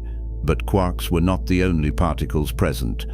The early universe was also filled with leptons, another class of fundamental particles that includes electrons, muons, tau particles, and neutrinos. Leptons do not experience the strong force. They do not bind into hadrons. Electrons, the most familiar lepton, carry electric charge and interact via electromagnetism. Neutrinos, the most elusive lepton, carry no electric charge and barely interact with anything. They can pass through light years of solid matter without scattering. In the dense, hot plasma of the early universe, neutrinos were being created and annihilated constantly, appearing in particle collisions and then vanishing just as quickly. Photons were also everywhere. Light, in the form of high-energy gamma rays, filled every available space, bouncing between particles, converting into particle-antiparticle pairs, and then reconverting back into photons. The universe was in thermal equilibrium, meaning energy was being exchanged so rapidly between particles that everything stayed at roughly the same temperature. If one region started to heat up, particles would scatter and carry that energy away. If one region started to cool, energy would flow back in. The result was a uniform, smooth, featureless bath of particles and radiation, all at the same temperature, all interacting constantly. This brings us to one of the strangest and most important features of the particle soup era. For every particle that existed, there was an antiparticle, antimatter. For every quark, there was an antiquark. For every electron, there was a positron, an anti-electron with the same mass but opposite charge. When a particle and its corresponding antiparticle collided, they annihilated, converting their mass entirely into energy according to Einstein's equation. Energy equals mass times the speed of light squared. And because the universe was so hot, that energy could immediately convert back into a new particle-antiparticle pair. Creation and annihilation were happening simultaneously, everywhere, all the time. The universe was in a state of balance. The number of particles being created equaled the number being destroyed. There was no net accumulation of matter or antimatter, just a constant churn of energy converting back and forth between particles and radiation. Except there was a slight imbalance. For every billion antiquarks, there were about 1,000,000,001 quarks. For every billion positrons, there were 1,000,000,001 electrons. The difference was tiny, 1 part in 1,000,000,000, but it was there, and that difference is the only reason anything exists today. As the universe continued to cool, it eventually reached a temperature where particle-antiparticle creation stopped. The thermal energy was no longer high enough to produce new particles, but annihilation continued. Every time a particle met its antiparticle, they destroyed each other and released energy. The billion pairs annihilated, leaving behind only the single excess particle. That leftover, that 1 in a billion surplus of matter over antimatter, is what survived. Everything in the observable universe, every star, every planet, every atom in your body, is made from that tiny excess. The billion particle-antiparticle pairs that should have been there annihilated into photons, and those photons are still here. They make up the cosmic microwave background, the faint glow of radiation that fills the sky in every direction. For every atom of matter in the universe today, there are about 1 billion photons in the microwave background. That ratio is a direct fossil of the matter-antimatter annihilation that happened in the first second after the Big Bang. Nobody knows why the imbalance existed. The standard model of particle physics, the theory that describes all known particles and forces except gravity, does not predict it. In the standard model, matter and antimatter should have been produced in exactly equal amounts. If they had been, they would have annihilated completely, and the universe today would contain nothing but light, no galaxies, no stars, no planets, no people asking why the universe exists. The fact that we are here means the standard model is missing something. Some process in the early universe, some interaction or decay or phase transition created more matter than antimatter. Physicists have a name for this. They call it baryogenesis, the creation of baryons, which is a fancy term for particles made of 3 quarks, like protons and neutrons. The Russian physicist Andrei Sakharov outlined 3 conditions that must be met for baryogenesis to occur. First, there must be some interaction that violates baryon number conservation, meaning processes that can create or destroy baryons without requiring equal numbers of antibaryons. Second, there must be a violation of a symmetry called charge parity, or CP, which roughly means the laws of physics treat particles and antiparticles slightly differently. Third, the universe must be out of thermal equilibrium at some point, so that the matter-producing processes happen faster than the annihilation processes can erase them. All three conditions can be met in principle within extensions of the standard model, but no one has identified the specific mechanism that actually did it. The observations are clear, the imbalance exists, the explanation is not. One possible culprit is something called electroweak baryogenesis, which ties the matter-antimatter asymmetry to a phase transition that occurred when the electroweak force split into electromagnetism and the weak nuclear force. That transition happened at a specific temperature, and if conditions were just right, the transition could have proceeded differently in different regions, creating bubbles of space where matter was slightly favored over antimatter. As those bubbles expanded and merged, the imbalance would have been locked in.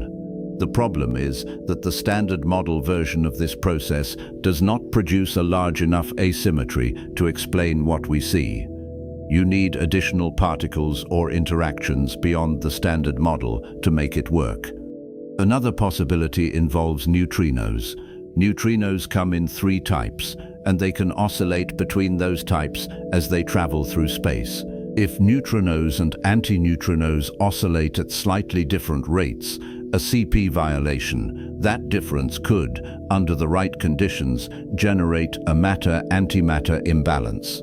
This idea is called leptogenesis because it starts with leptons rather than baryons, but the end result is the same. A slight excess of matter survives the annihilation phase. Experiments are currently underway to measure neutrino oscillations with enough precision to test whether this mechanism could work. So far, the results are inconclusive. The asymmetry remains one of the biggest unsolved problems in cosmology and particle physics. We know it happened, we can measure its effects, we just do not know why. While the matter-antimatter drama was unfolding, another process was quietly shaping the particles themselves, mass. In the very earliest moments after reheating, particles had no mass, not because they were moving at the speed of light, though many of them were, but because the mechanism that gives particles mass had not yet activated. That mechanism is the Higgs field, and understanding how it works requires diving into one of the stranger ideas in modern physics. Fields are everywhere in physics. The electromagnetic field, the gravitational field, the various fields associated with the strong and weak nuclear forces.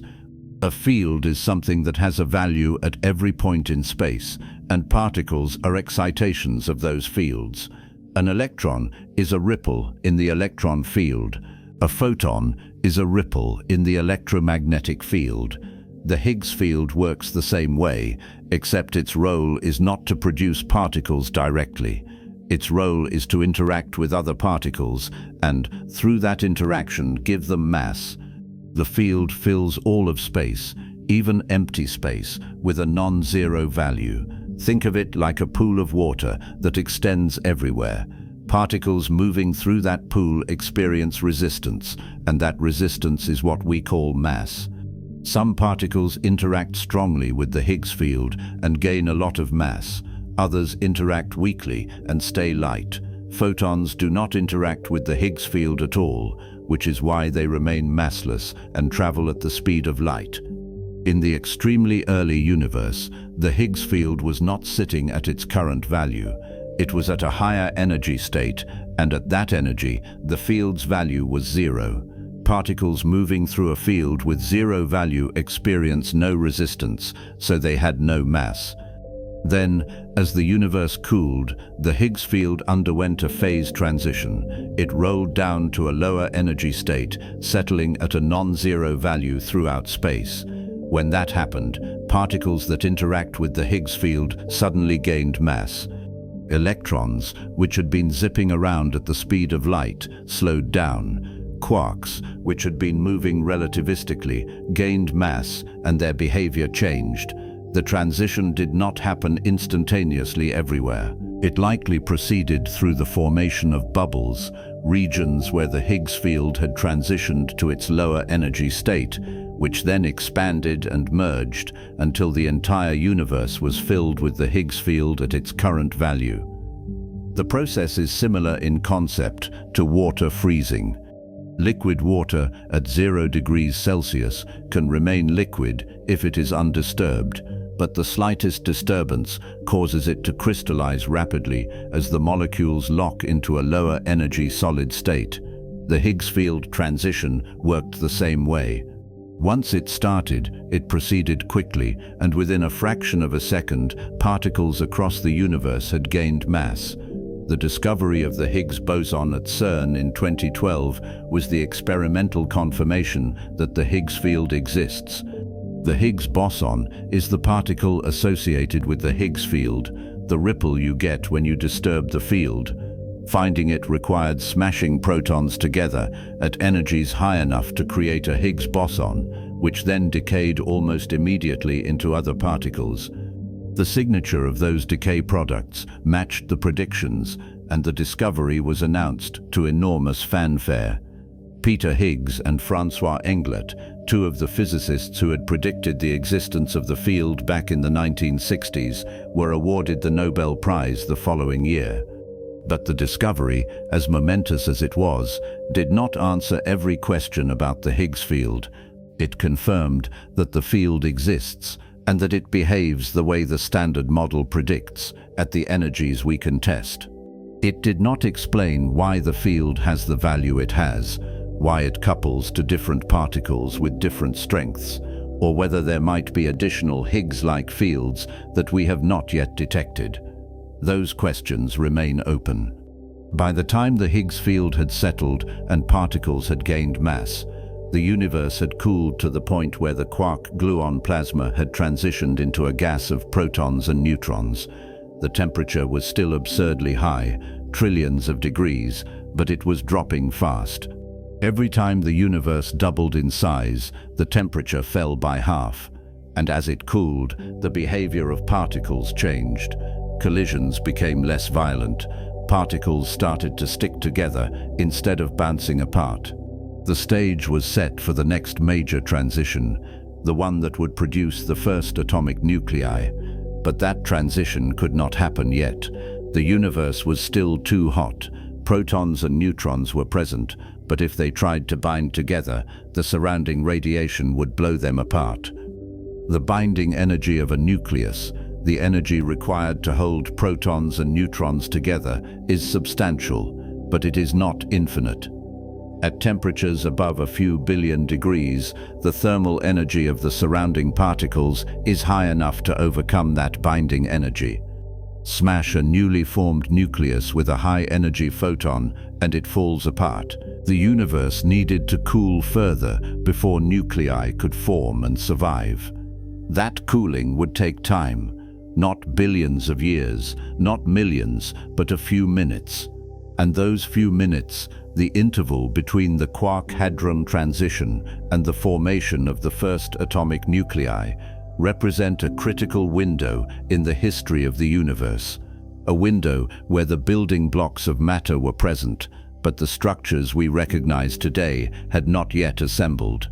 During that window, the universe was dominated by radiation. Photons outnumbered particles by 1 billion to 1, and the energy density of the radiation was higher than the energy density of matter. In cosmology, this is called the radiation-dominated era, and it lasted from the end of the Planck epoch until about 50,000 years after the Big Bang. For the first few minutes of that era, the universe was too hot for nuclei to form. For most of the rest of it, the universe was too hot for atoms to form. The particles were there, protons and neutrons and electrons, but they could not combine. They were trapped in a plasma state, constantly scattering off photons, unable to settle into stable configurations. The universe was opaque, glowing, featureless, no stars, no galaxies, no structure of any kind, just a smooth, uniform bath of particles and light, expanding and cooling, waiting for the temperature to drop low enough for the next phase to begin. And it is worth pausing here to acknowledge just how strange this all is. The universe we live in today is made of atoms. Atoms are made of protons, neutrons, and electrons. Protons and neutrons are made of quarks. But for the first microsecond after inflation, quarks did not exist in any bound state. They were free, swimming in a plasma, colliding constantly, unable to form the particles that would eventually make up stars and planets and people. The transition from that chaotic, formless plasma to a universe with structure, with galaxies and chemistry and biology, was not instantaneous. It took time, billions of years, but the process started here, in the first second, when particles finally cooled enough to stop annihilating, to bind together, to take the first steps toward becoming matter as we know it. The particle soup era was not the beginning of the universe, but it was the beginning of matter. And everything that followed, every atom, every star, every thought you have ever had, traces its ancestry back to those first moments when quarks condensed out of the primordial fireball and the Higgs field gave them mass. The universe had crossed a threshold. Inflation had ended. Reheating had filled space with particles.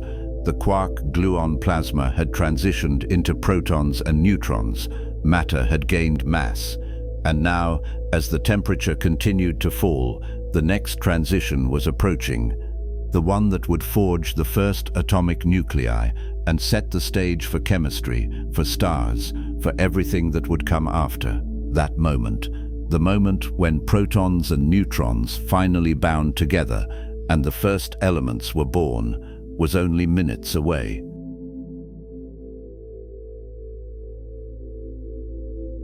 Let's rewind slightly. In the immediate aftermath of reheating, when the inflaton field decayed and flooded space with particles, the universe was extraordinarily hot. Hot enough that particles could not settle into stable configurations. Hot enough that the four fundamental forces of nature had not yet fully separated into the forms we recognize today. Gravity had split off first, at the end of the Planck epoch. The strong nuclear force had separated during the Grand Unification era. But two forces, electromagnetism and the weak nuclear force, were still unified. They operated as a single force called the electroweak force. And at the temperatures that existed in those first fractions of a second, particles had no mass. Not because they were moving too fast to measure, though many of them were, but because the thing that gives particles mass had not yet turned on. The Higgs field was there, filling space, but it was sitting at a higher energy state, a state where its value was zero.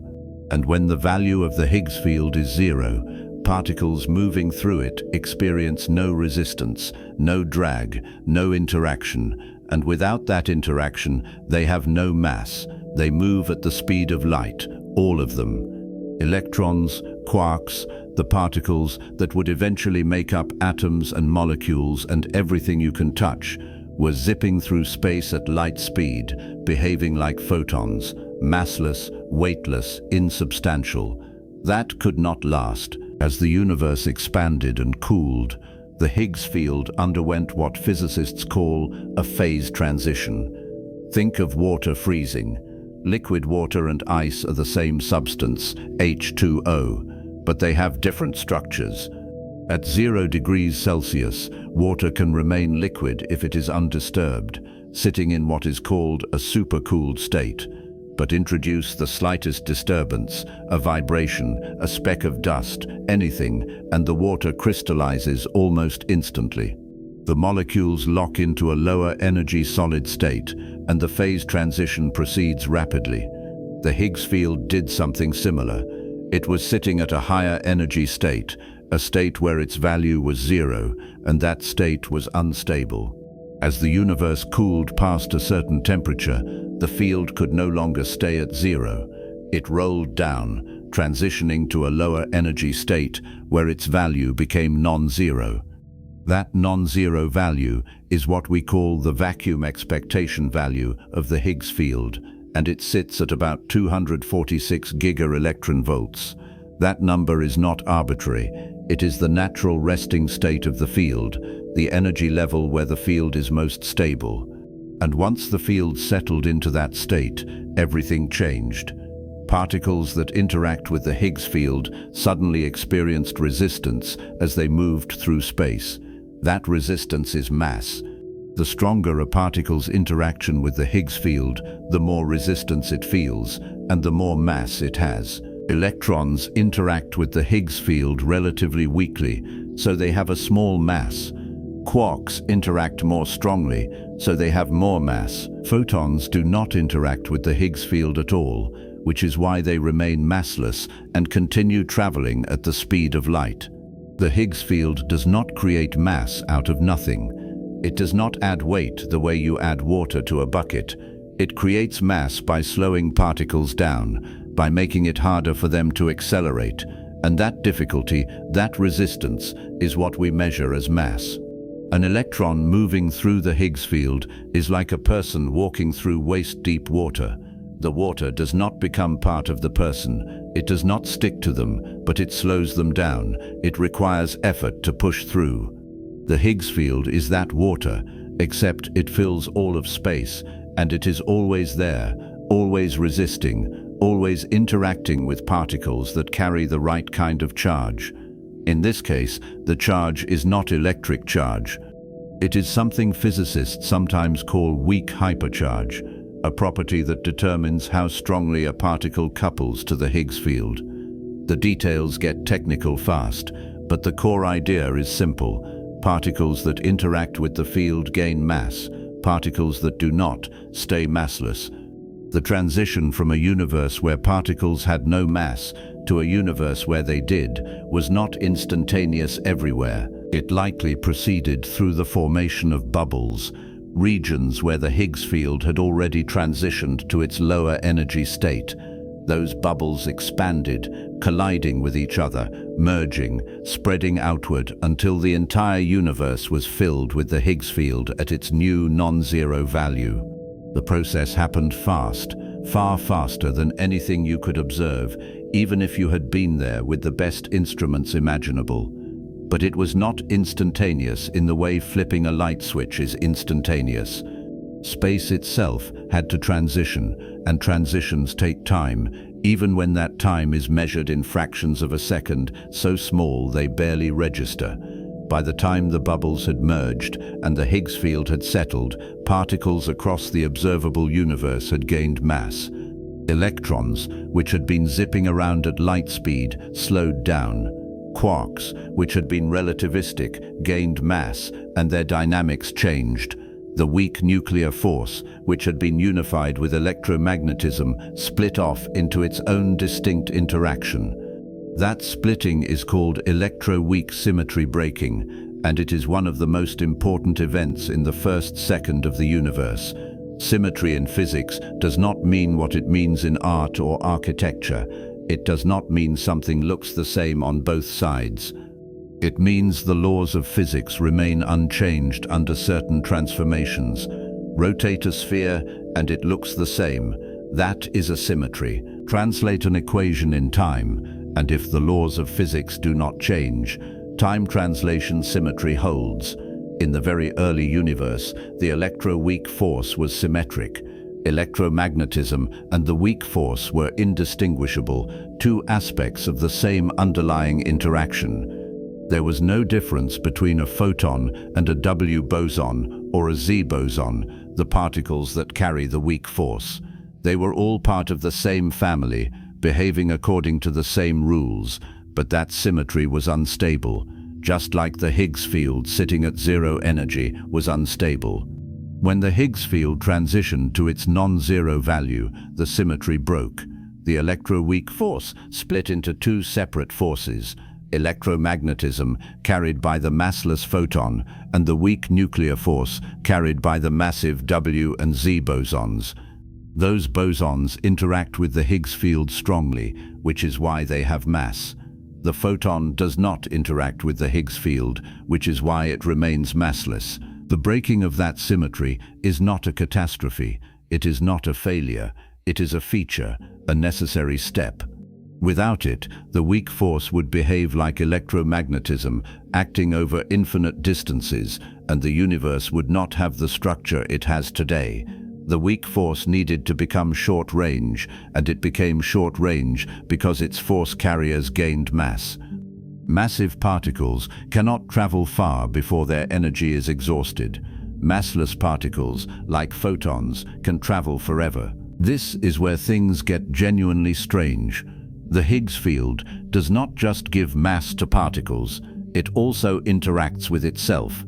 The field has its own dynamics, its own potential energy curve that determines how it behaves. That curve is shaped like a wine bottle. Imagine looking at the bottom of a wine bottle from below. The center is raised, a little hill, and surrounding that hill is a circular trough. A ball placed at the very top of the hill, right at the center, is unstable. The slightest nudge sends it rolling down into the trough. Once it is in the trough, it can roll around the circle, but it cannot climb back up to the top without adding energy. The Higgs field potential works the same way.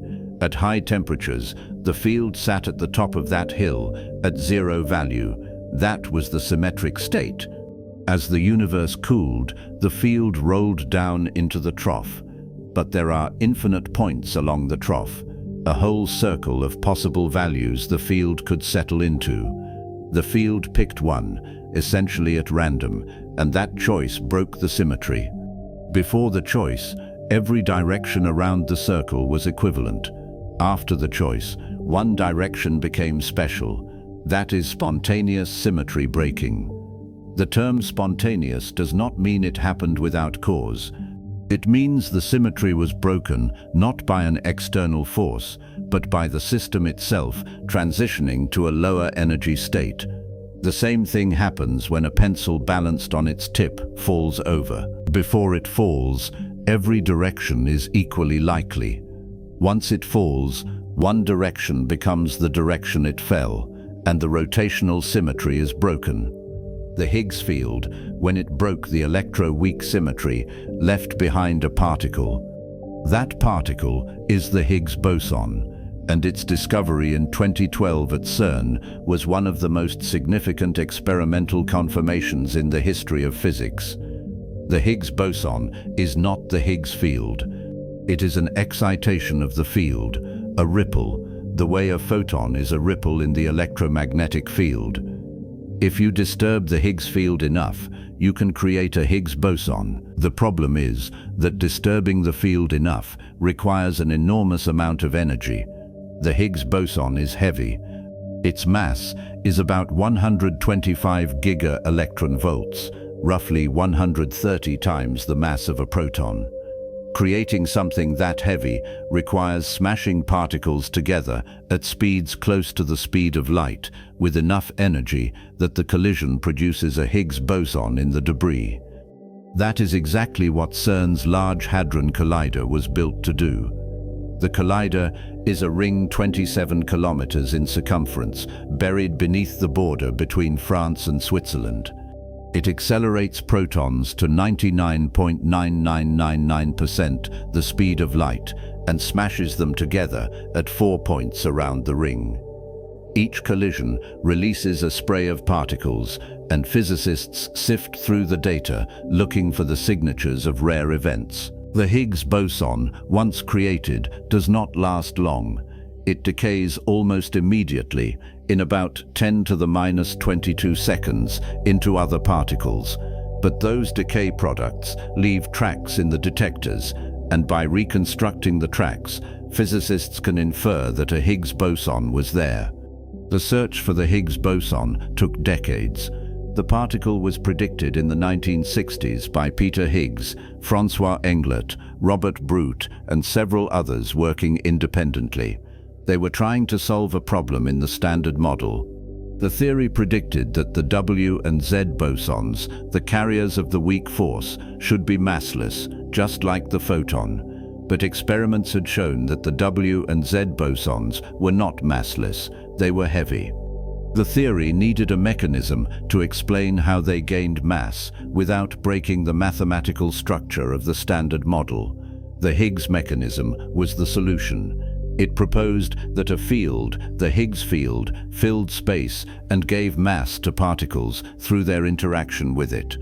The prediction was elegant, it fit the data, but it also predicted the existence of a new particle, the Higgs boson, and that particle had never been seen. Finding it became one of the primary goals of experimental particle physics. CERN was not the first to look. Earlier colliders, including the Large Electron-Positron Collider that preceded the LHC and the Tevatron Collider at Fermilab in the United States, searched for the Higgs and narrowed down the possible mass range where it might exist. By the time the LHC came online, physicists knew roughly where to look. They just needed enough data. The announcement came on July 4, 2012. CERN held a seminar where representatives from the two main detector collaborations, ATLAS and CMS, presented their results. Both had independently observed a new particle with a mass around 125 giga-electron volts. The particle decayed into the patterns predicted for a Higgs boson. The statistical significance of the signal was overwhelming. 5 sigma, meaning the probability that the signal was a random fluctuation, was less than 1 in 3.5 million. In particle physics, 5 sigma is the threshold for claiming a discovery. Anything less is considered an observation or a hint, not a confirmation. Both experiments crossed that threshold. The room erupted. Peter Higgs, who was in the audience, was visibly emotional. François Englert was there as well. Robert Brute had died the previous year. The following year, Higgs and Englert were awarded the Nobel Prize in Physics. The citation read, "For the theoretical discovery of a mechanism that contributes to our understanding of the origin of mass of subatomic particles, and which recently was confirmed through the discovery of the predicted fundamental particle by the ATLAS and CMS experiments at CERN's Large Hadron Collider." The discovery closed a chapter. The Standard Model, which had been the framework for particle physics for decades, was now complete. Every particle it predicted had been found, every prediction had been tested, and the Higgs boson, the last missing piece, was sitting in the data. But finding the Higgs boson did not answer every question about mass. It confirmed that the Higgs mechanism works. It verified that particles gain mass through interaction with a field. But it did not explain why the Higgs field has the value it has.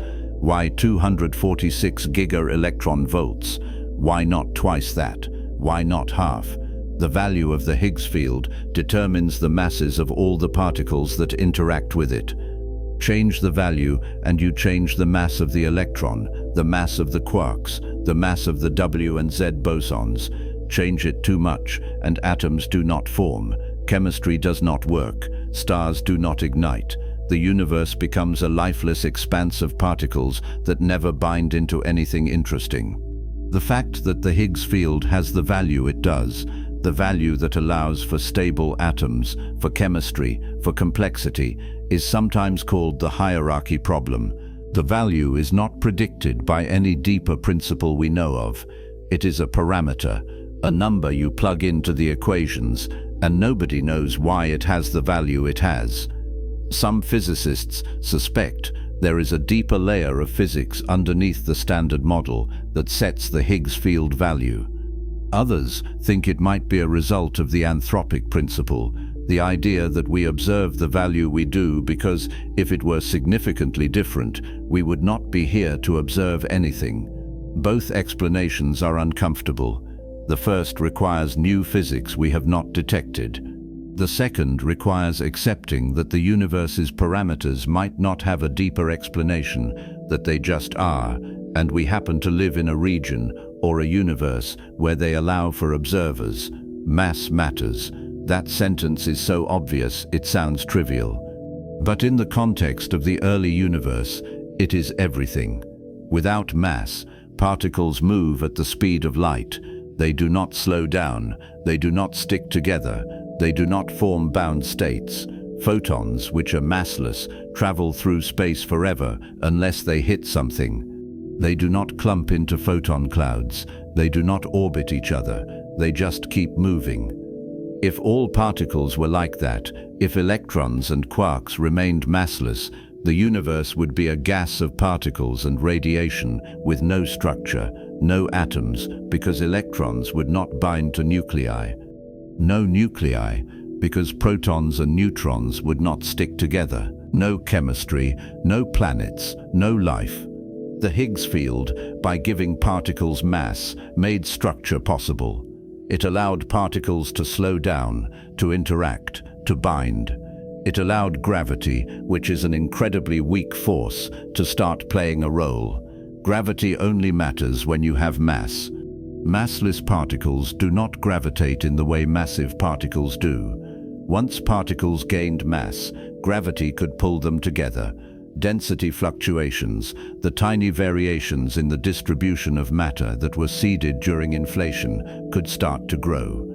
Regions that were slightly more dense pulled in more matter, became denser still, and eventually collapsed into the first stars and galaxies. None of that happens without mass. The Higgs field is not just a curiosity.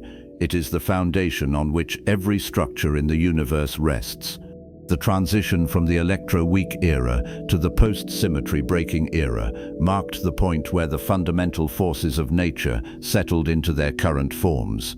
Gravity, already separate, the strong nuclear force, already operating, and now electromagnetism and the weak force, distinct, each with its own carrier particles, each with its own range and strength. The universe had its four forces. It had particles with mass. It had protons and neutrons floating in a sea of electrons and photons. The temperature was still dropping. At 1 second after the Big Bang, the universe had cooled to about 10 billion degrees Celsius. Still far too hot for atoms to form. Still too hot for nuclei to form. But the ingredients were there. Protons, the nuclei of hydrogen, the simplest element. Neutrons, which could combine with protons to form heavier nuclei if the conditions were right.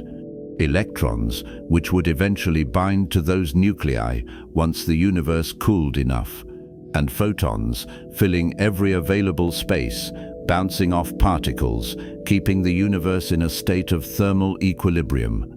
The question that loomed was whether the neutrons would survive long enough to combine with protons. Neutrons, when isolated, are unstable. Free neutrons decay with a half-life of about 10 minutes. A neutron left alone will, on average, last 10 minutes before it decays into a proton, an electron, and an antineutrino. In the first seconds after the Big Bang, neutrons were being created and destroyed constantly through interactions with electrons, positrons, neutrinos, and photons. But as the universe cooled, those interactions became less frequent. The thermal energy dropped below the threshold where you could easily convert a proton into a neutron, or vice versa. Neutrons stopped being created, they started decaying. And if they all decayed before they could bind to protons, the universe would have been made entirely of hydrogen. No helium, no heavier elements, just protons and electrons combining into hydrogen atoms and nothing else. That would have been a disaster for chemistry, for stars, for life. Hydrogen alone does not build the periodic table. You need heavier elements. And those heavier elements start with helium, which requires neutrons. The race was on. The universe needed to cool enough for nuclei to form, and it needed to do so before too many neutrons decayed. The window was narrow, a few minutes. That is all the time the universe had to forge the first elements, and in those few minutes, something extraordinary happened. Protons and neutrons collided and stuck together. Deuterium formed, a nucleus made of one proton and one neutron. Deuterium collided with another proton or neutron and formed helium-3 or tritium. Those collided with more neutrons and formed helium-4, the stable isotope of helium with 2 protons and 2 neutrons. By the time the universe was about 3 minutes old, about a quarter of all the neutrons and protons by mass had been fused into helium. The rest remained as hydrogen. Trace amounts of deuterium, helium-3, and lithium-7 were also produced. And then the process stopped. The universe had cooled too much. The particles were no longer moving fast enough to overcome the electric repulsion between protons. Nuclear fusion, which requires particles to collide with enormous energy, shut down. The inventory of elements was frozen. Roughly 75% hydrogen, 25% helium, and tiny traces of a few light elements. That is the composition of the primordial universe. That is what the first stars were made of. And every heavier element, every atom of carbon, oxygen, nitrogen, iron, gold, everything that makes up planets and life, was forged later inside stars through billions of years of fusion and supernova explosions. The Higgs field made all of that possible. Without it, particles would not have had mass. Without mass, gravity would not have pulled matter together into stars. Without stars, no fusion, no heavy elements, no planets, no life. The field itself is invisible. It does not glow. It does not emit particles you can detect directly. The only way we know it exists is by observing its effects. Particles have mass. That mass comes from somewhere. The Higgs mechanism explains where. The discovery of the Higgs boson confirmed the mechanism. And now, decades after the prediction, years after the discovery, the Higgs field sits comfortably at the center of the Standard Model as one of the most important and least intuitive pieces of modern physics. A field that fills all of space, interacts with particles to give them mass, and does so in a way that no human intuition would ever have guessed. You cannot see it, you cannot touch it. But it is there, right now, at every point in the room you are sitting in, at every point between here and the edge of the observable universe. The Higgs field is everywhere. It has always been everywhere. And without it, the universe would be empty. The particles had mass. The forces had separated. The temperature was dropping. And the universe, which had been a formless plasma, was about to start building. The first step was the formation of nuclei, the process that would take the protons and neutrons floating in the primordial soup and bind them together into the first atomic nuclei. That process, called nucleosynthesis, was the beginning of chemistry. It was the moment the universe started assembling the ingredients that would eventually build stars, planets, and everything else. And it happened fast, faster than anything that would follow. In the span of a few minutes, the universe went from a sea of individual protons and neutrons to a cosmos where roughly a quarter of the mass had been locked into helium. That 3-minute window was one of the most productive in the history of existence. And it started the moment the temperature dropped just low enough for nuclei to survive.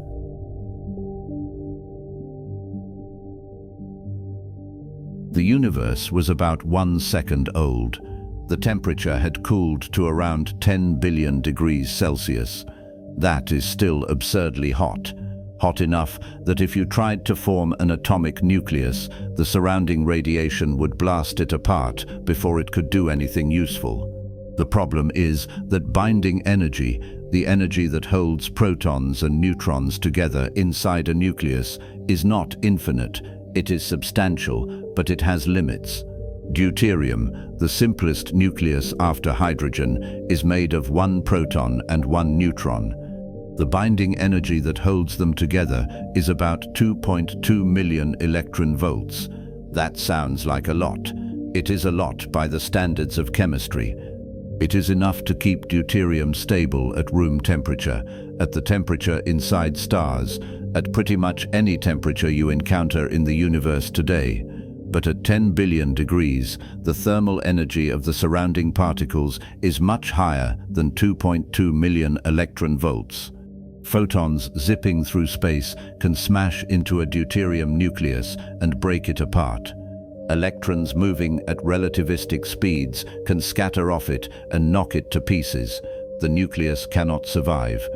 Physicists call this the deuterium bottleneck, and it is the reason nuclear synthesis could not start right away. The universe needed to cool, not by a small amount, by a lot. Deuterium could not form in significant numbers until the temperature dropped to about 1 billion degrees. 1 billion, not 10 billion, a factor of 10 cooler.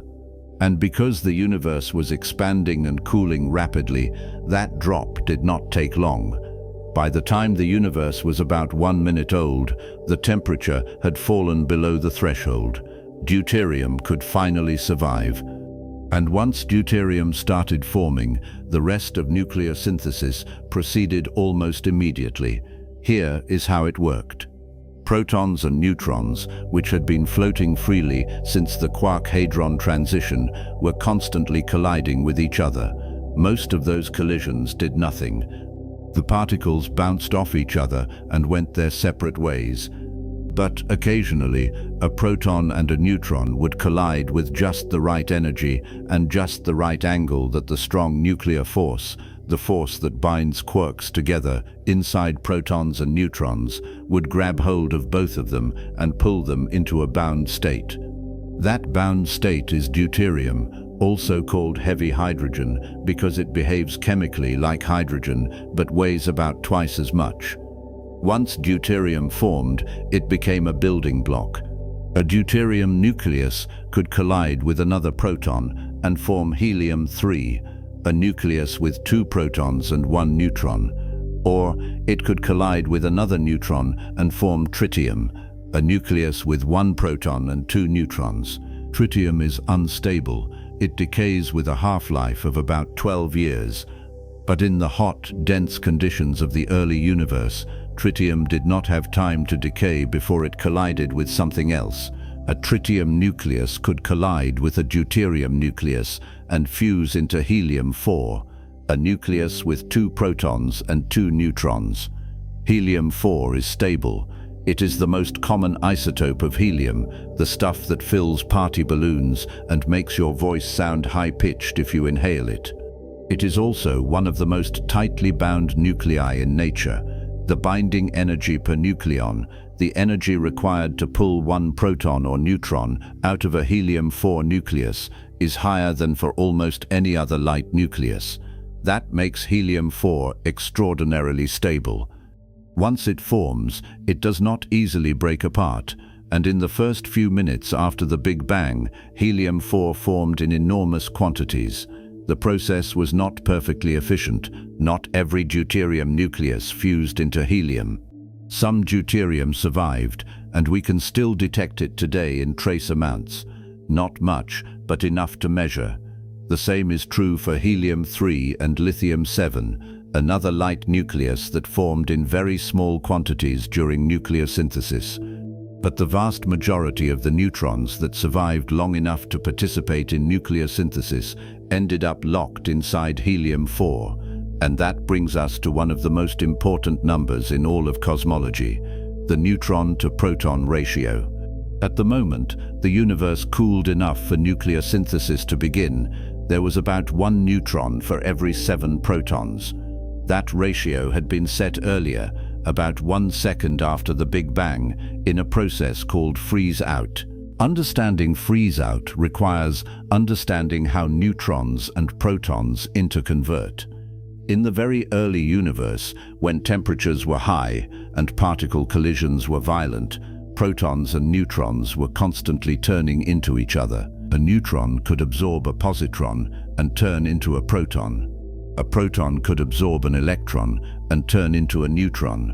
Neutrinos, which were abundant and still interacting with other particles, could also mediate these conversions. The rates of conversion in both directions were fast enough that the neutron-to-proton ratio stayed in thermal equilibrium.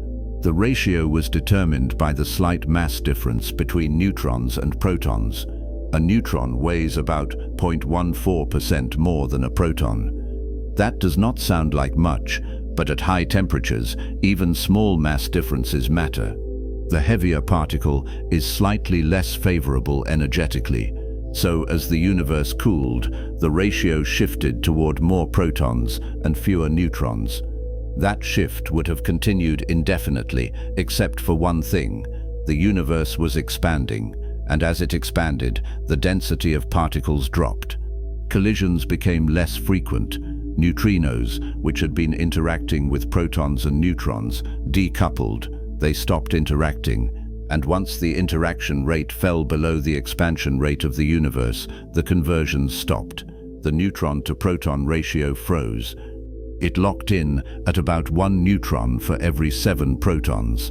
That freeze-out happened about 1 second after the Big Bang, when the temperature was around 10 billion degrees Kelvin. From that point on, the ratio only changed in one direction. Neutrons decayed. Free neutrons, neutrons not bound inside nuclei, are unstable. They decay with a half-life of about 10 minutes, turning into a proton, an electron, and an antineutrino. In the time between freeze-out and the start of nucleosynthesis, some of the neutrons decayed. By the time deuterium could survive and nucleosynthesis began, the ratio had shifted further. Instead of 1 neutron for every 7 protons, it was closer to 1 neutron for every 8 or 9 protons. That ratio determines how much helium formed. Here is why. Helium-4 has 2 protons and 2 neutrons. To make 1 helium nucleus, you need to pair up 2 neutrons with 2 protons. If you start with 1 neutron for every 7 protons, and you pair up all the neutrons into helium, you end up converting about 12.5% of the total number of baryons, that is, protons plus neutrons, into helium. But if you measure helium by mass instead of by number, the fraction is higher because helium nuclei are heavier than hydrogen nuclei. When you do the full calculation, accounting for neutron decay and the efficiency of the fusion process, you end up with about 25% of the total mass of ordinary matter in the universe being helium. The rest, about 75%, is hydrogen. That 25% number is a prediction. It comes straight out of the physics of the early universe, and it is testable. You can measure the abundance of helium in the universe today and compare it to the prediction. And when astronomers do that, when they look at old stars, at gas clouds, at regions of space that have not been significantly enriched by stellar fusion, they find helium abundances very close to 25%. The agreement is remarkable. Some measurements come in at 24%, some at 26%.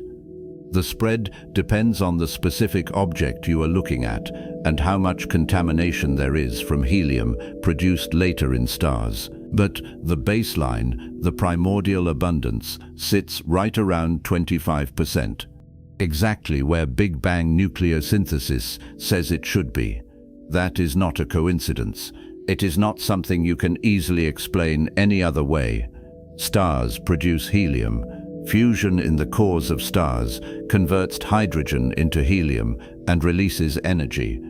That process has been running for billions of years in billions of stars across the observable universe. But stars cannot account for all the helium we see. The amount of helium produced by stars is only a few percent of the total. The bulk of it, the 25% baseline, had to come from somewhere else. And the only somewhere else that works is the Big Bang. Big Bang nucleosynthesis is not just a story, it is a prediction that matches observation. It is one of the 3 pillars of evidence for the Big Bang, alongside the cosmic microwave background and the large-scale structure of the universe.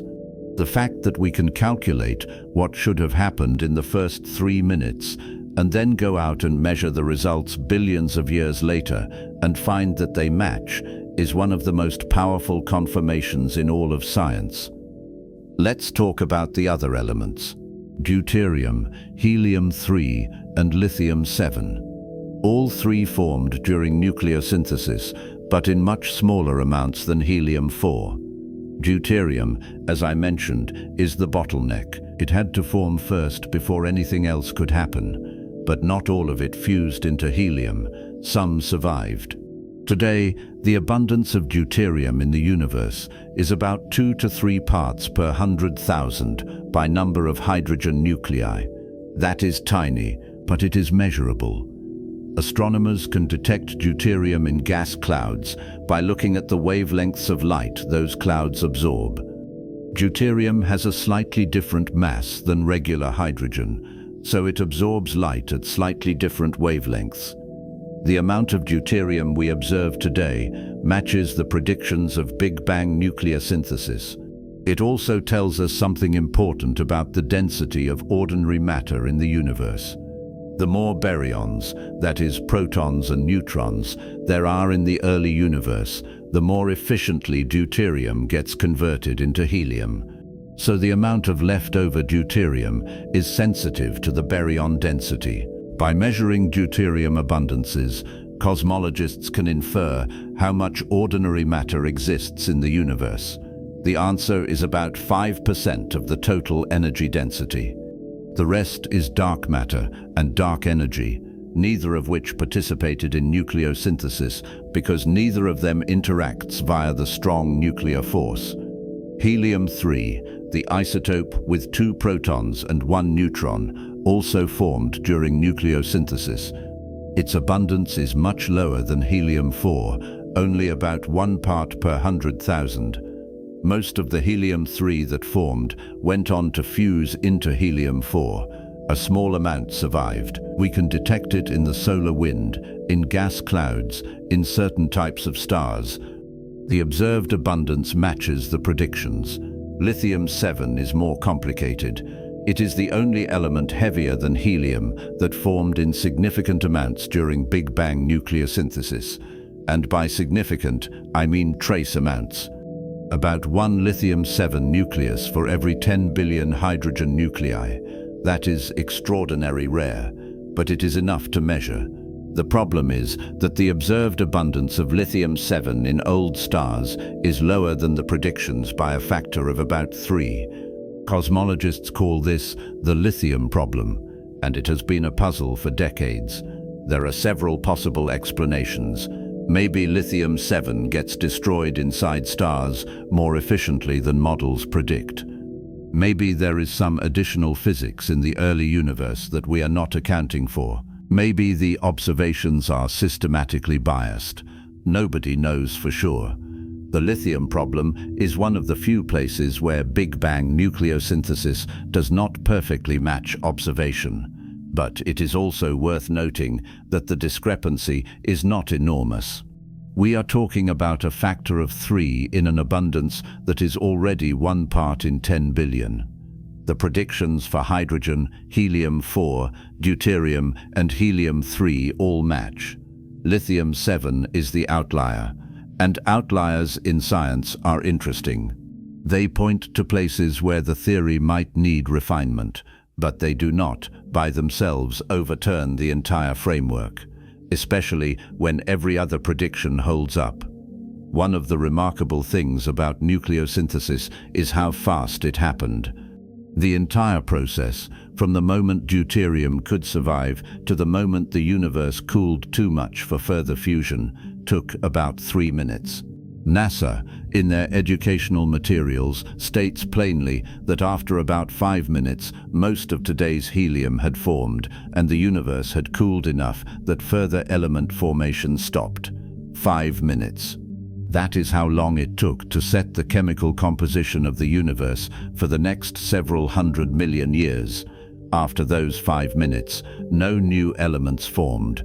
Not until the first stars ignited and began fusing hydrogen into helium in their cores.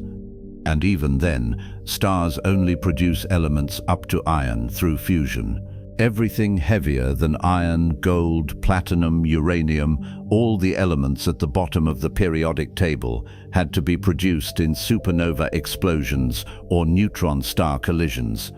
Processes that did not begin until hundreds of millions of years after the Big Bang, when the first generation of massive stars reached the ends of their lives and exploded. Carl Sagan famously said, "We are made of star stuff," and that is true. Most of the atoms in your body, the carbon, the oxygen, the nitrogen, the calcium in your bones, the iron in your blood, were forged inside stars and scattered into space when those stars died. But the hydrogen in your body, the single protons that make up about 10% of your body's atoms, is older than any star. It was created in the Big Bang. And the helium, if you happen to have any helium in your body, which you do not because helium is chemically inert and does not stick around, but if you did, that helium is primordial too. It came from the first 3 minutes. The universe, in those 3 minutes, laid the foundation for everything that would come after.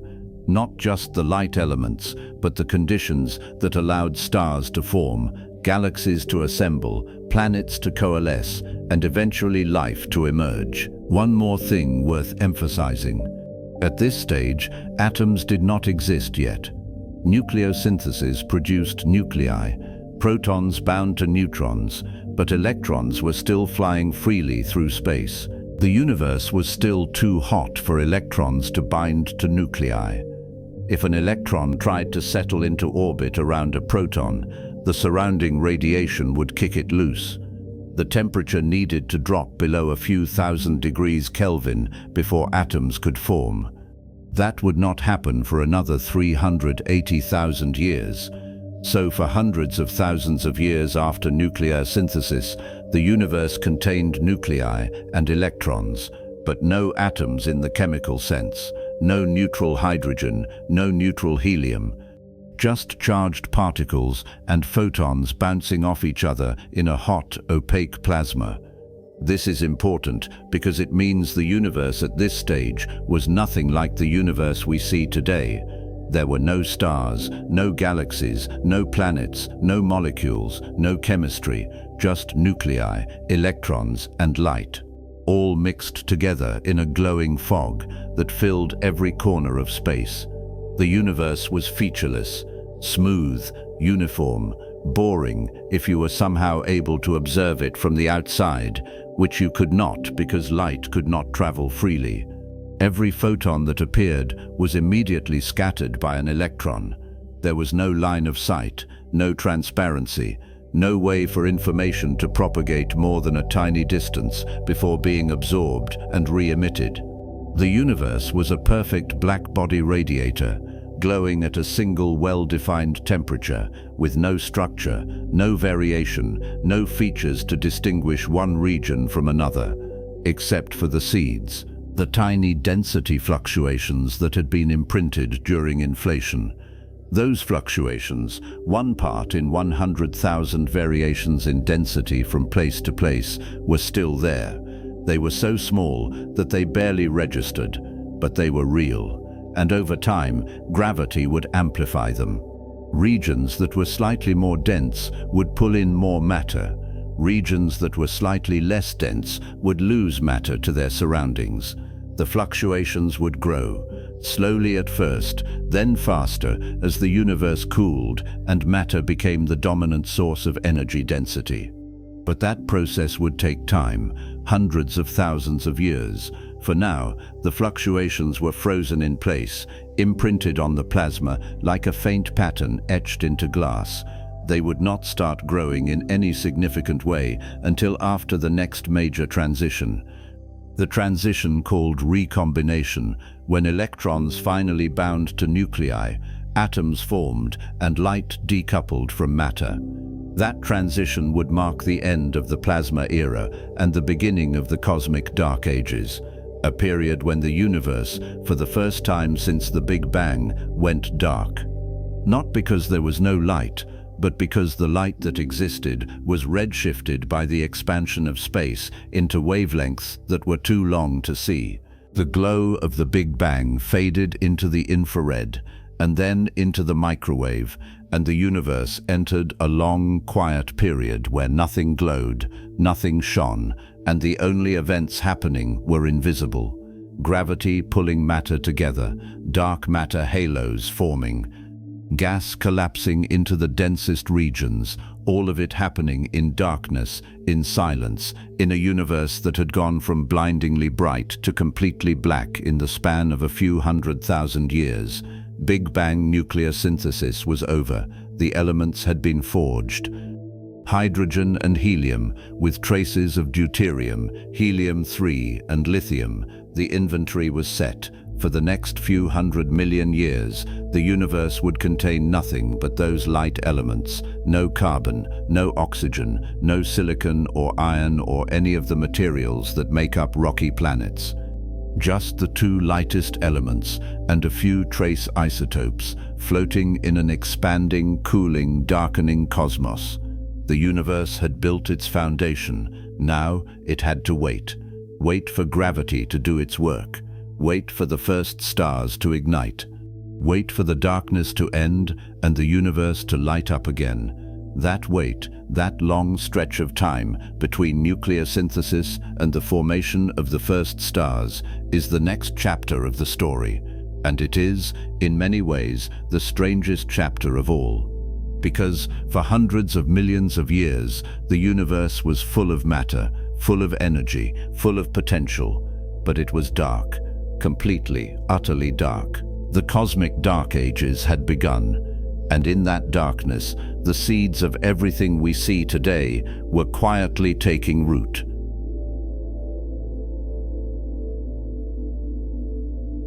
For the first 380,000 years after the Big Bang, the universe was an opaque fog. Not fog in the way you picture fog on a cold morning, a faint mist that makes it hard to see more than a few dozen meters. This was a fog so thick, so dense, so complete, that light could not travel more than a tiny fraction of a distance before being scattered. The universe was glowing, yes, bright, yes, filled with photons, yes, but it was not transparent. You could not see through it. If you were somehow standing in that early universe, which you could not be because nothing resembling a solid object existed, and the temperature would vaporize you before you had time to register the experience, you would not see stars or galaxies or even distant glowing regions. You would see nothing but a blinding, featureless glow in every direction, brightness with no source, light with no origin, a wall of illumination that extended infinitely in all directions and revealed absolutely nothing. The reason is simple: free electrons. The universe at this stage was still hot enough that atoms could not hold themselves together. Nuclei existed: protons, helium nuclei, trace amounts of deuterium and lithium. All of them had been forged during nucleosynthesis. Electrons existed. Huge numbers of them, zipping through space at relativistic speeds, bouncing off photons, scattering in every direction. But the electrons were not bound to the nuclei. They were free, and free electrons are extraordinarily good at scattering light. When a photon, a particle of light, encounters a free electron, the two interact. The photon bounces off the electron, changing direction, and the electron recoils, absorbing a bit of the photon's energy.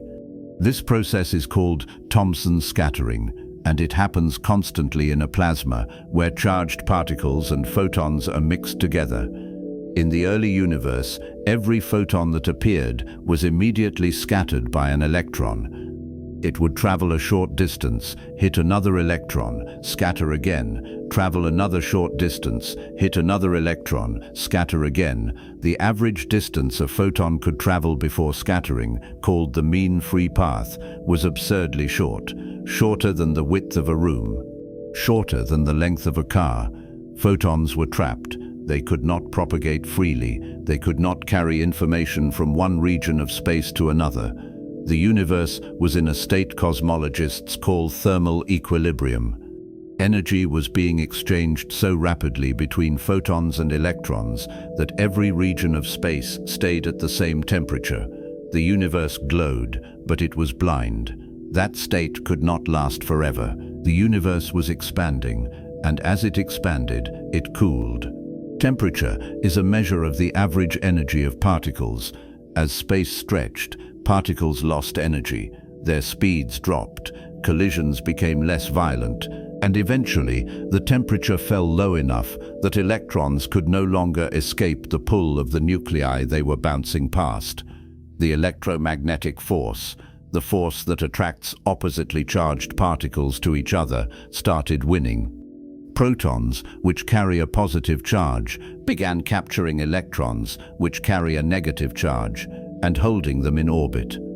Those bound states are atoms, neutral hydrogen, neutral helium. For the first time since the Big Bang, particles were electrically neutral. And neutral atoms do not scatter light the way free electrons do. When a photon passes near a neutral atom, it usually just keeps going.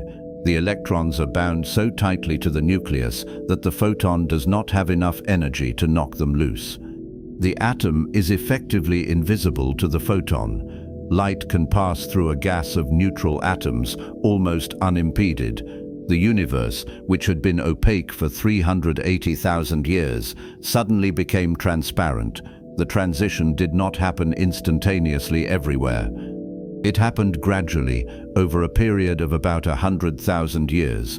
Some regions cooled faster than others. Some regions were slightly more dense, so the recombination process happened earlier. Some regions were less dense, so it took longer. But the overall process, the shift from a plasma of free electrons and nuclei to a gas of neutral atoms, proceeded relatively quickly compared to the timescales involved. By the time the universe was about 380,000 years old, the vast majority of electrons had combined with nuclei. The plasma era was over. The fog lifted, and the photons that had been trapped, bouncing endlessly from electron to electron, were suddenly free. They could travel. They could propagate. They could move through space without scattering, and they have been traveling ever since. Those photons are still here. You are standing in a sea of them right now. They fill every cubic centimeter of space, streaming in from every direction, carrying the faint afterglow of the moment the universe became transparent. Cosmologists call them the cosmic microwave background, or CMB. The name comes from the fact that the photons, which started out as visible and ultraviolet light, have been stretched by the expansion of space to much longer wavelengths. By the time they reach us today, they are microwaves, with wavelengths of about 1 millimeter. They correspond to a temperature of about 2.7 Kelvin, just a few degrees above absolute zero. The universe has cooled by a factor of about 1,000 since recombination. The light we are detecting today is not what the universe looked like when it was glowing. It is what the universe looked like after that glow had been stretched, redshifted, diluted by 13.8 billion years of expansion. It is the fossil of the Big Bang, the oldest light in existence, a snapshot of the universe at the moment it transitioned from opaque to transparent, and it is everywhere. The cosmic microwave background was discovered accidentally in 1964 by two radio astronomers, Arno Penzias and Robert Wilson, working at Bell Labs in New Jersey.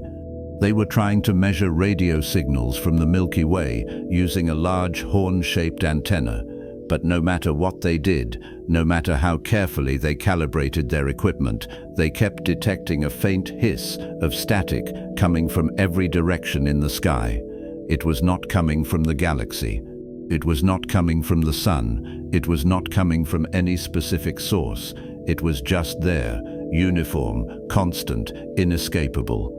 They checked for interference. They cleaned pigeon droppings out of the antenna, thinking the birds might be introducing noise. The signal did not go away. Eventually, they contacted a team of physicists at Princeton University who had been working on the theoretical prediction that the Big Bang should have left behind a background of microwave radiation. The two groups compared notes. The signal Penzias and Wilson were detecting matched the prediction almost exactly. They had found the afterglow of the Big Bang. The discovery earned them the Nobel Prize in Physics in 1978. And it confirmed, beyond any reasonable doubt, that the universe had a hot, dense beginning. The cosmic microwave background is not perfectly uniform. It is very close to uniform, which is part of what makes it so remarkable. The temperature varies from one patch of sky to another by only about 1 part in 100,000. Hot spots and cold spots exist, but the differences are tiny. Those tiny differences are the seeds of everything that came after. Regions that were slightly hotter corresponded to regions that were slightly less dense. Regions that were slightly cooler corresponded to regions that were slightly more dense.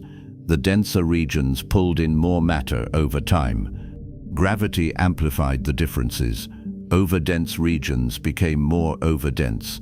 Underdense regions became voids. And over hundreds of millions of years, the tiny fluctuations in density grew into the large-scale structure of the universe. Galaxy clusters, filaments of matter stretching across hundreds of millions of light-years, vast empty voids where almost nothing exists. All of it traces back to the pattern imprinted on the cosmic microwave background at the moment of recombination. Astronomy magazine puts it clearly. The cosmic microwave background radiation exists all around us today and tells astronomers that the universe was more or less uniform in density at that time, with only very small ripples in it. Those ripples, invisible to the naked eye, required satellites to detect. And detect them we have, with extraordinary precision. The first satellite dedicated to mapping the cosmic microwave background was COBE, the Cosmic Background Explorer, launched by NASA in 1989. COBE confirmed that the background radiation had a nearly perfect blackbody spectrum, exactly what you would expect from a hot object cooling over time. It also detected the tiny fluctuations in temperature, the hot and cold spots that had been predicted but never directly observed. The discovery was announced in 1992, and it was immediately hailed as one of the most important cosmological observations of the century. George Smoot, the lead scientist on the project, famously described the result as like seeing the face of God. That quote made headlines, and it overstated things in a way that made many of his colleagues uncomfortable. But the underlying point was real. The fluctuations in the cosmic microwave background are a direct record of the conditions in the early universe. They are the blueprint for everything that exists today.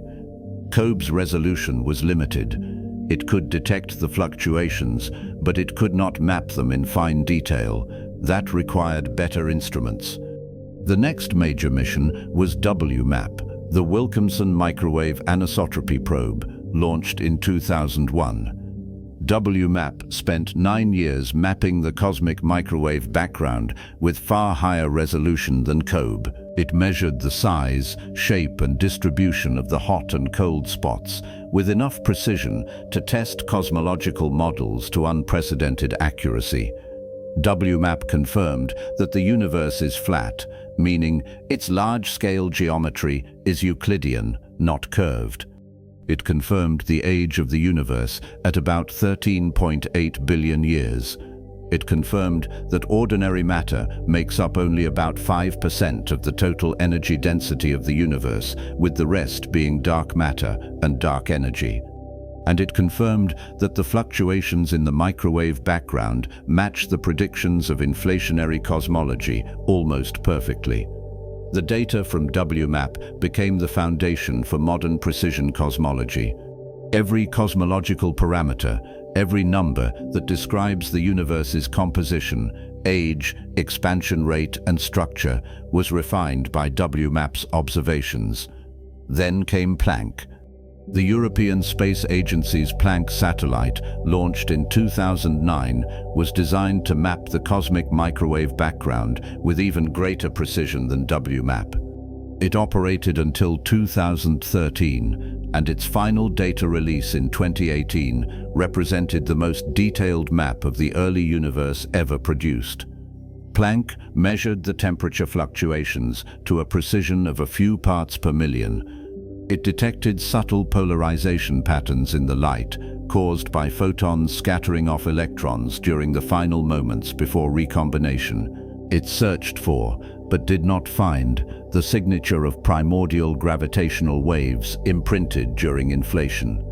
That search continues, but the data Planck provided has been used in thousands of scientific papers and has become the standard reference for anyone working in cosmology. The cosmic microwave background is no longer a curiosity. It is a tool, a fossil record, a laboratory for testing the fundamental physics of the universe, and it is also a boundary. The cosmic microwave background is the oldest light we can directly observe. Before recombination, the universe was opaque. Light could not travel freely. Any photons that existed before that moment were scattered, absorbed, re-emitted, and scrambled beyond recognition. There is no way to see through the fog. The CMB is a curtain drawn across the first 380,000 years of the universe's history. Everything we know about that period, everything we have discussed in the previous chapters, comes not from direct observation, but from indirect evidence. Particle physics experiments, theoretical calculations, the abundances of light elements, the properties of the microwave background itself, all of it points back to the same story. But we cannot see the Big Bang directly. We cannot watch inflation happen. We cannot photograph the quark-gluon plasma. The cosmic microwave background is the earliest snapshot we have, and it is already 380,000 years late to the party. What happened in the immediate aftermath of recombination? The universe became transparent, yes, but that does not mean it became bright, not in the way we think of brightness. The light that existed was the cosmic microwave background, and even at that moment, it was already redshifting. The temperature had dropped to about 3,000 degrees Celsius, according to ESA's summary. That is hot, hot enough to glow red. If you could have been there, floating in space 380,000 years after the Big Bang, you would have seen a faint red glow in every direction. Not the harsh ultraviolet and X-ray light of the plasma era, not the featureless blinding fog, but a dim, cooling ember of a universe, fading as it expanded. And as the expansion continued, the glow dimmed further, the temperature dropped, the wavelength stretched. The red glow faded into the infrared, invisible to human eyes, and then into the microwave, invisible to almost everything. The universe went dark. This is the beginning of the cosmic dark ages. The name is somewhat misleading because the universe was not empty, it was filled with matter. Hydrogen and helium atoms, neutral, electrically inert, drifting through space. Dark matter, whatever it is, clustering into halos under the pull of gravity.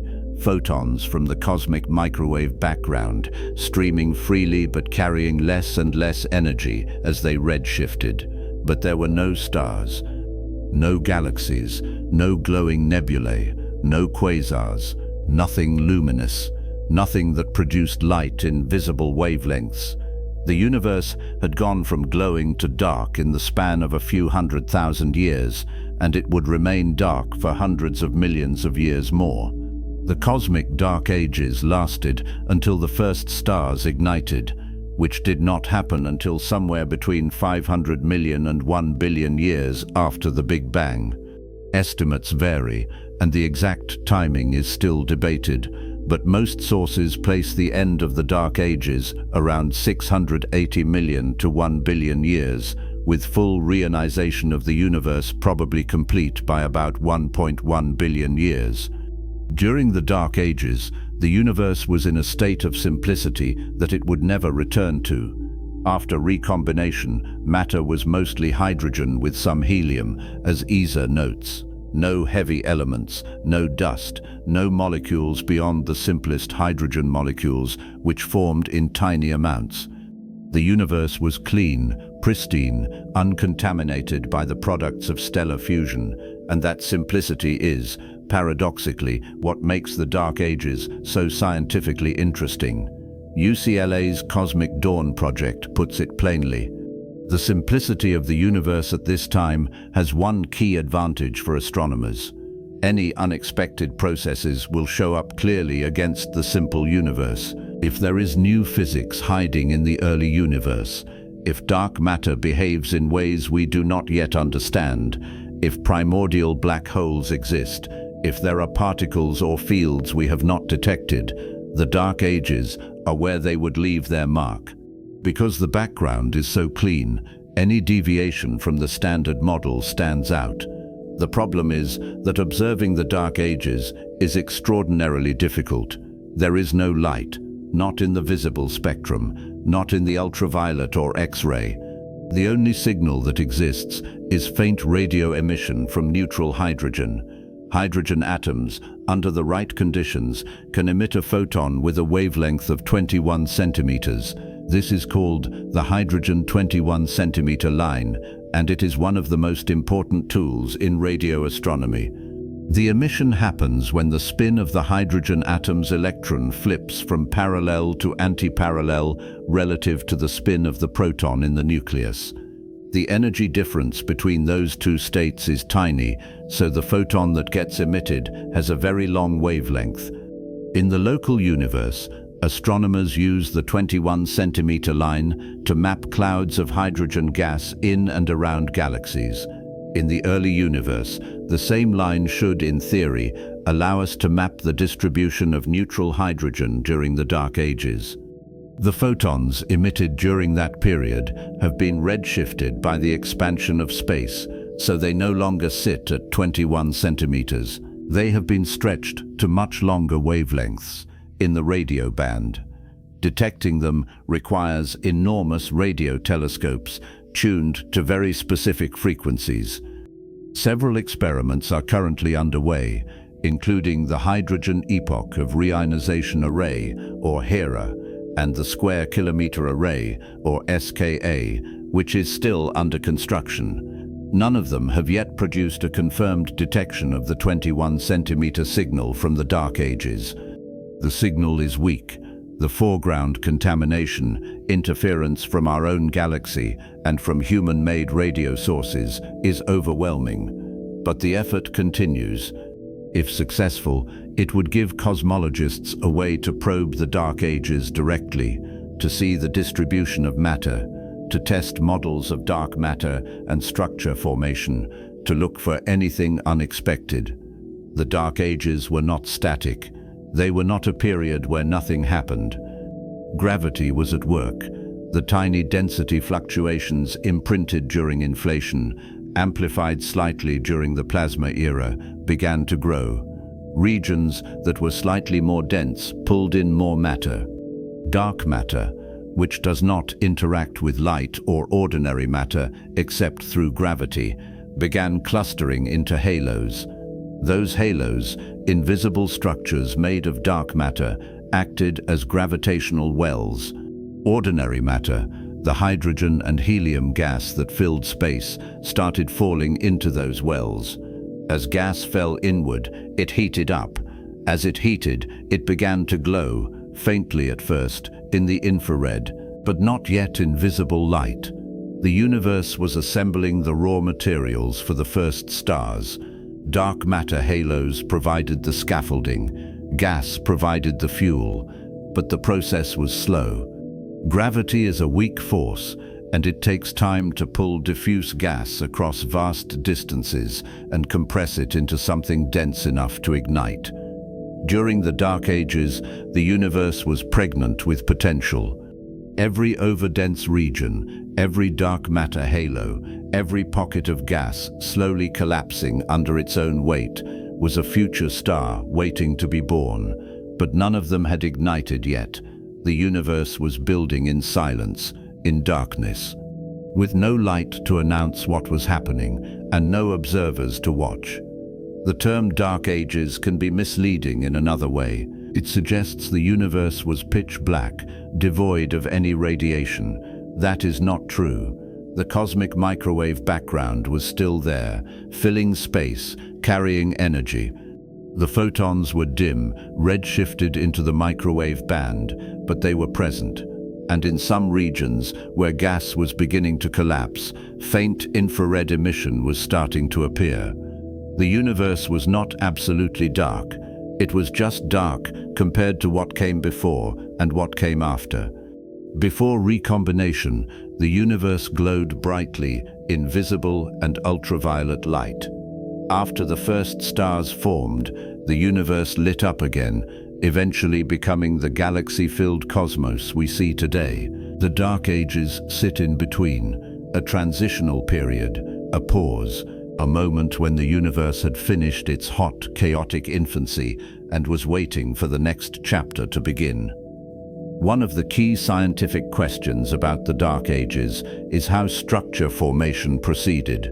The standard model of cosmology, called lambda CDM, predicts that dark matter began clustering first because it does not interact with radiation. Dark matter feels gravity and nothing else, so it can clump together without resistance. Ordinary matter, on the other hand, was still interacting with photons during the plasma era and could not collapse into dense structures until after recombination. Once recombination happened and ordinary matter decoupled from radiation, it started falling into the dark matter halos that had already formed. The predictions are clear, but the details are murky. How quickly did the first halos form? How massive were they? How much gas did they accumulate before the first stars ignited? These questions can only be answered by observing the Dark Ages directly or by simulating the process on supercomputers and comparing the results to later observations. Both approaches are ongoing. Simulations of the Dark Ages show a universe that looks nothing like the one we inhabit today. No bright galaxies, no spiral arms or elliptical structures, just faint, diffuse clouds of gas collapsing into dark matter halos scattered across a vast, empty expanse. The first halos to form were small, perhaps only a few million times the mass of the Sun, too small to be called galaxies in the modern sense.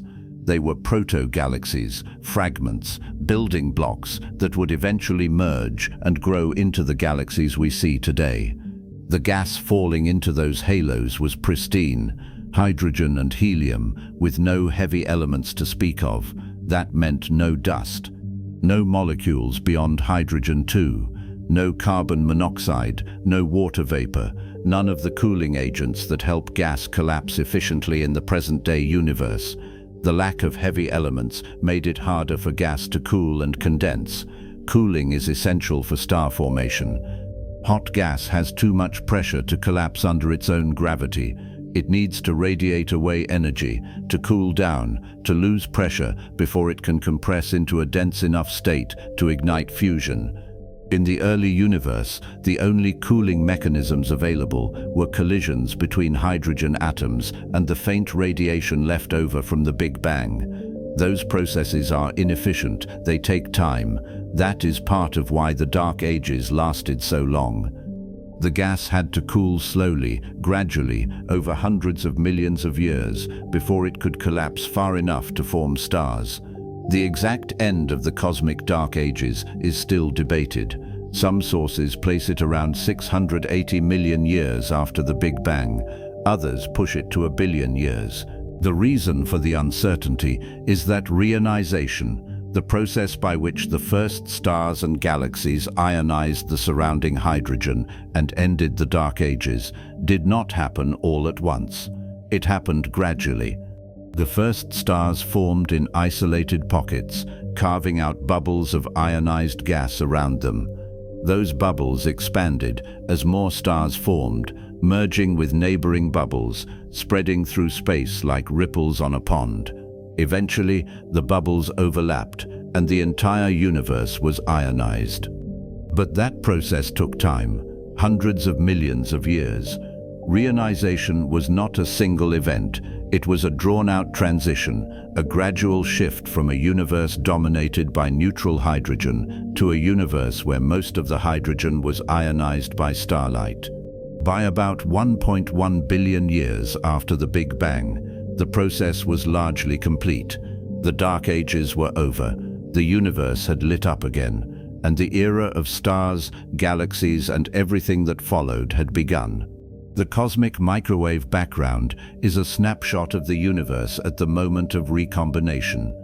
The Dark Ages are the period that came after, when the universe was transparent but dark, and the first stars, the objects that ended the darkness, are the subject of the next chapter. But it is worth pausing here to acknowledge what recombination represents. It was the moment the universe shifted from one state to another, from plasma to gas, from opaque to transparent, from a universe where light could not travel to a universe where light could. It was the moment the cosmic microwave background was released, the oldest light we can see, the fossil that tells us what the universe looked like 13.8 billion years ago. And it was the moment the Dark Ages began, a period of quiet, slow assembly where gravity worked in darkness to build the structures that would eventually become galaxies. Recombination is not the most dramatic event in the history of the universe. It is not as violent as the Big Bang, not as rapid as inflation, not as bright as the first stars, but it is one of the most important. It is the boundary between the early universe and the universe that came after. The line between the time before observation was possible and the time when the universe became observable. Everything we know about the cosmos comes from light. And light, in the sense we use it today, free-streaming photons carrying information across space, only became possible after recombination. Before that, the universe was blind. After that, it could see. The darkness that followed was temporary. And when the first stars ignited, the universe would see itself for the first time.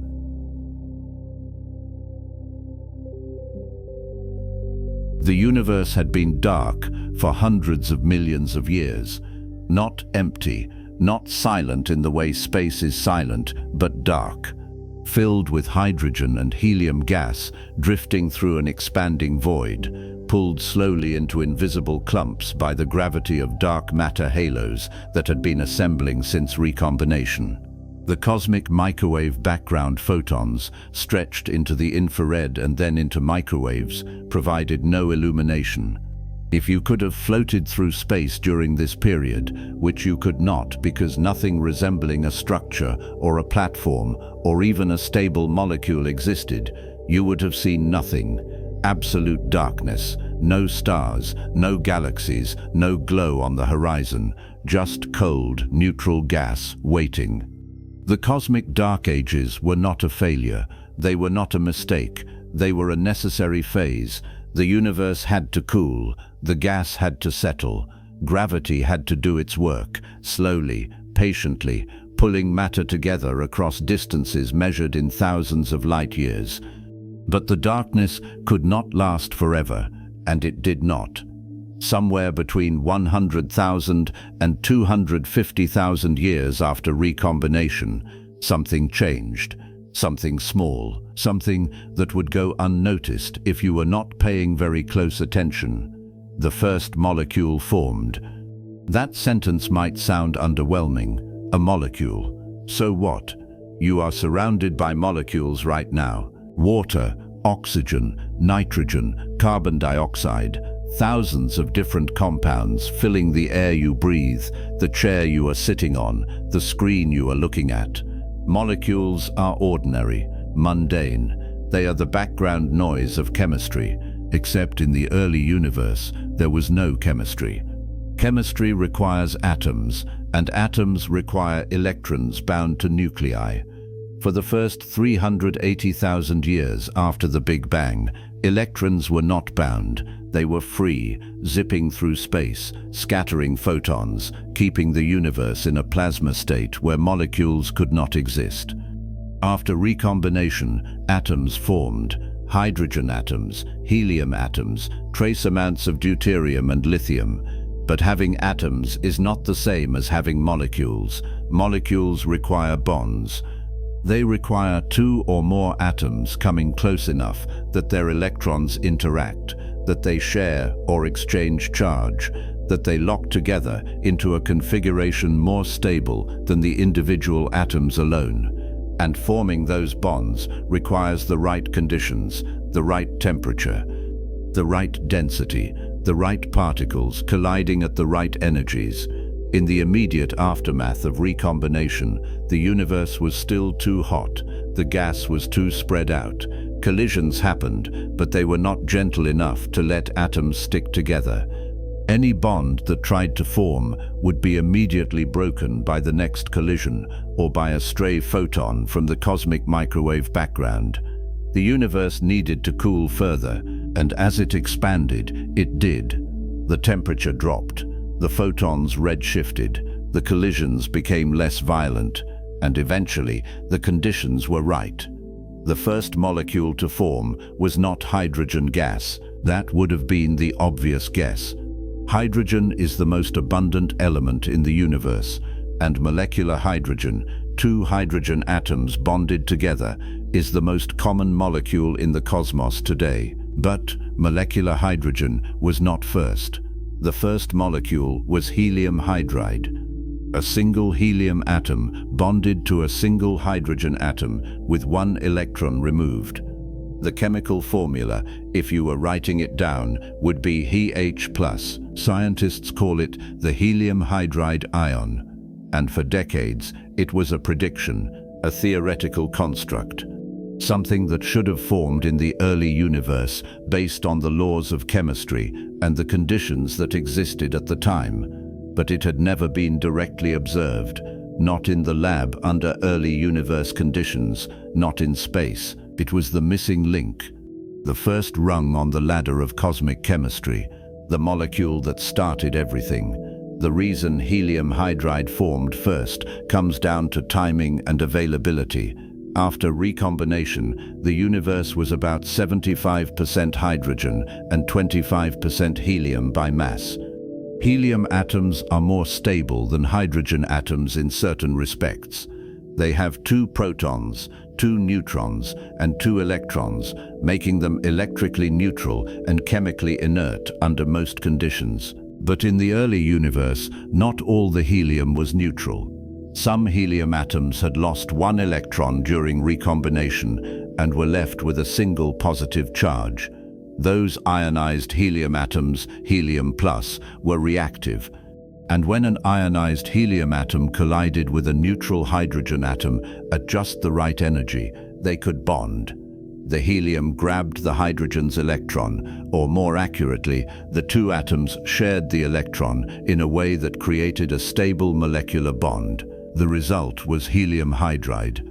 One helium, one hydrogen, one electron shared between them. It was fragile, it was reactive, it was not going to win any awards for stability, but it existed. And once it existed, it could participate in further reactions. Helium hydride could collide with another hydrogen atom and form molecular hydrogen, releasing the helium back into the gas. That reaction, the conversion of helium hydride into molecular hydrogen, was the chemical pathway that allowed molecular hydrogen to start forming in significant quantities. Without helium hydride, the process would have been much slower. Helium hydride was the catalyst, the spark that started the chain reaction, the first molecular bond in the universe. For years, the existence of helium hydride in the early universe was purely theoretical. Chemists could calculate that it should form. Cosmologists could predict when and where it should appear, but nobody had seen it, not in space, not in any environment that resembled the conditions of the early cosmos. Then in 2019, NASA's SOFIA, the Stratospheric Observatory for Infrared Astronomy, detected helium hydride in a planetary nebula about 3,000 light-years from Earth. A planetary nebula is the glowing shell of gas ejected by a dying star, and the conditions inside that nebula, hot ionized gas cooling and recombining, are similar in some ways to the conditions in the early universe. The detection was a confirmation. Helium hydride exists. It forms in nature. It is not just a mathematical artifact. The discovery made headlines because it closed a gap. One of the predictions of early universe chemistry had been verified. The search for helium hydride had taken decades. Scientists had been looking since the 1970s, building instruments sensitive enough to detect the faint spectral signature of the molecule. When SOFIA finally found it, the reaction was not surprise, it was relief. The theory worked. The first molecule was real. But that detection, as important as it was, told us what helium hydride looks like in the modern universe. It did not tell us what happened in the early universe. For that, you need a lab. In 2025, a team of scientists recreated early universe conditions in a laboratory and directly observed the formation of helium hydride in an environment that mimicked the cooling gas of the post-recombination era. They used a device called a cryogenic ion trap, cooling helium and hydrogen ions to near absolute zero and allowing them to collide at controlled energies. The experiment confirmed the reaction pathways. Helium hydride formed. It decayed into molecular hydrogen. The process matched the predictions. The first molecule was not just a theoretical footnote. It was a critical step in the chemical evolution of the universe. And the fact that we can now recreate that process in a lab, that we can watch the first molecular bond form under controlled conditions, is one of the stranger achievements of modern science. We are simulating the chemistry of a universe that is 13.8 billion years old, using equipment that fits on a benchtop. Why does any of this matter? Because molecules are how the universe cools. Hot gas has pressure. Pressure resists gravity. If gas is too hot, it cannot collapse under its own weight. It just sits there, expanding with the rest of space, drifting aimlessly. To form stars, you need gas to collapse. And to collapse, gas needs to lose energy. It needs to cool. In the modern universe, cooling happens efficiently because there are heavy elements. Carbon, oxygen, nitrogen, all of them can radiate energy away in the form of infrared light. Dust grains, tiny particles of silicates and carbon compounds, absorb heat and re-radiate it. The gas cools quickly and can collapse into dense clouds where stars form. But in the early universe, there were no heavy elements, no carbon, no oxygen, no dust. The only elements available were hydrogen and helium, and neutral hydrogen and helium atoms are not very good at radiating energy. They do not have the right energy levels to emit infrared light efficiently. Molecular hydrogen, on the other hand, is a much better coolant. It has rotational and vibrational energy states that allow it to radiate in the infrared. When molecular hydrogen forms, the gas can cool more efficiently, and when the gas cools, it can collapse. The formation of helium hydride and the subsequent formation of molecular hydrogen was the process that allowed the first gas clouds to cool enough to start collapsing. Without that chemistry, the first stars would have taken much longer to form, possibly hundreds of millions of years longer. Helium hydride did not build the stars, but it helped create the conditions that made stars possible. The gas was cooling. Dark matter, which had been clustering into halos since long before recombination, continued to pull ordinary matter inward. Those halos, invisible structures made of particles we still do not fully understand, acted as gravitational wells. The hydrogen and helium gas drifting through space fell into those wells, slowly at first, then faster as the density increased. As the gas fell, it compressed. As it compressed, it heated, and as it heated, the molecular hydrogen radiated that heat away, allowing the collapse to continue. This is the process that eventually led to the first stars, but it did not happen everywhere at once. It happened in pockets, in the densest regions of dark matter halos, where the gas could compress enough to reach the temperatures and pressures required for nuclear fusion. Those regions were rare. They were scattered across the universe, separated by vast empty voids where nothing was happening. And inside those pockets, the first stars were beginning to ignite. The first stars are called population 3 stars, and the name is backwards. Astronomers classify stars into 3 populations based on their metal content. Population 1 stars, like our Sun, are rich in heavy elements. They formed recently, cosmologically speaking, in galaxies that had already been enriched by generations of earlier stars. Population 2 stars are older and metal poor. They formed in the early days of galaxy formation before much metal enrichment had occurred. Population 3 stars are the oldest and have no metals at all, 0. They formed from primordial gas, pure hydrogen and helium, with only trace amounts of lithium and deuterium. The naming convention is historical and confusing.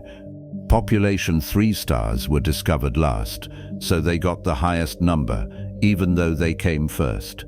Nobody has ever directly observed a population 3 star. They are too far away, too faint, and most of them probably exploded billions of years ago. But we know they must have existed because we can see their effects. The heavy elements in the universe today had to come from somewhere. Stars produce those elements through fusion and supernova explosions. The first generation of stars, the population 3 stars, seeded the universe with the first metals, and those metals changed everything. Population 3 stars were enormous, much larger than any star forming today.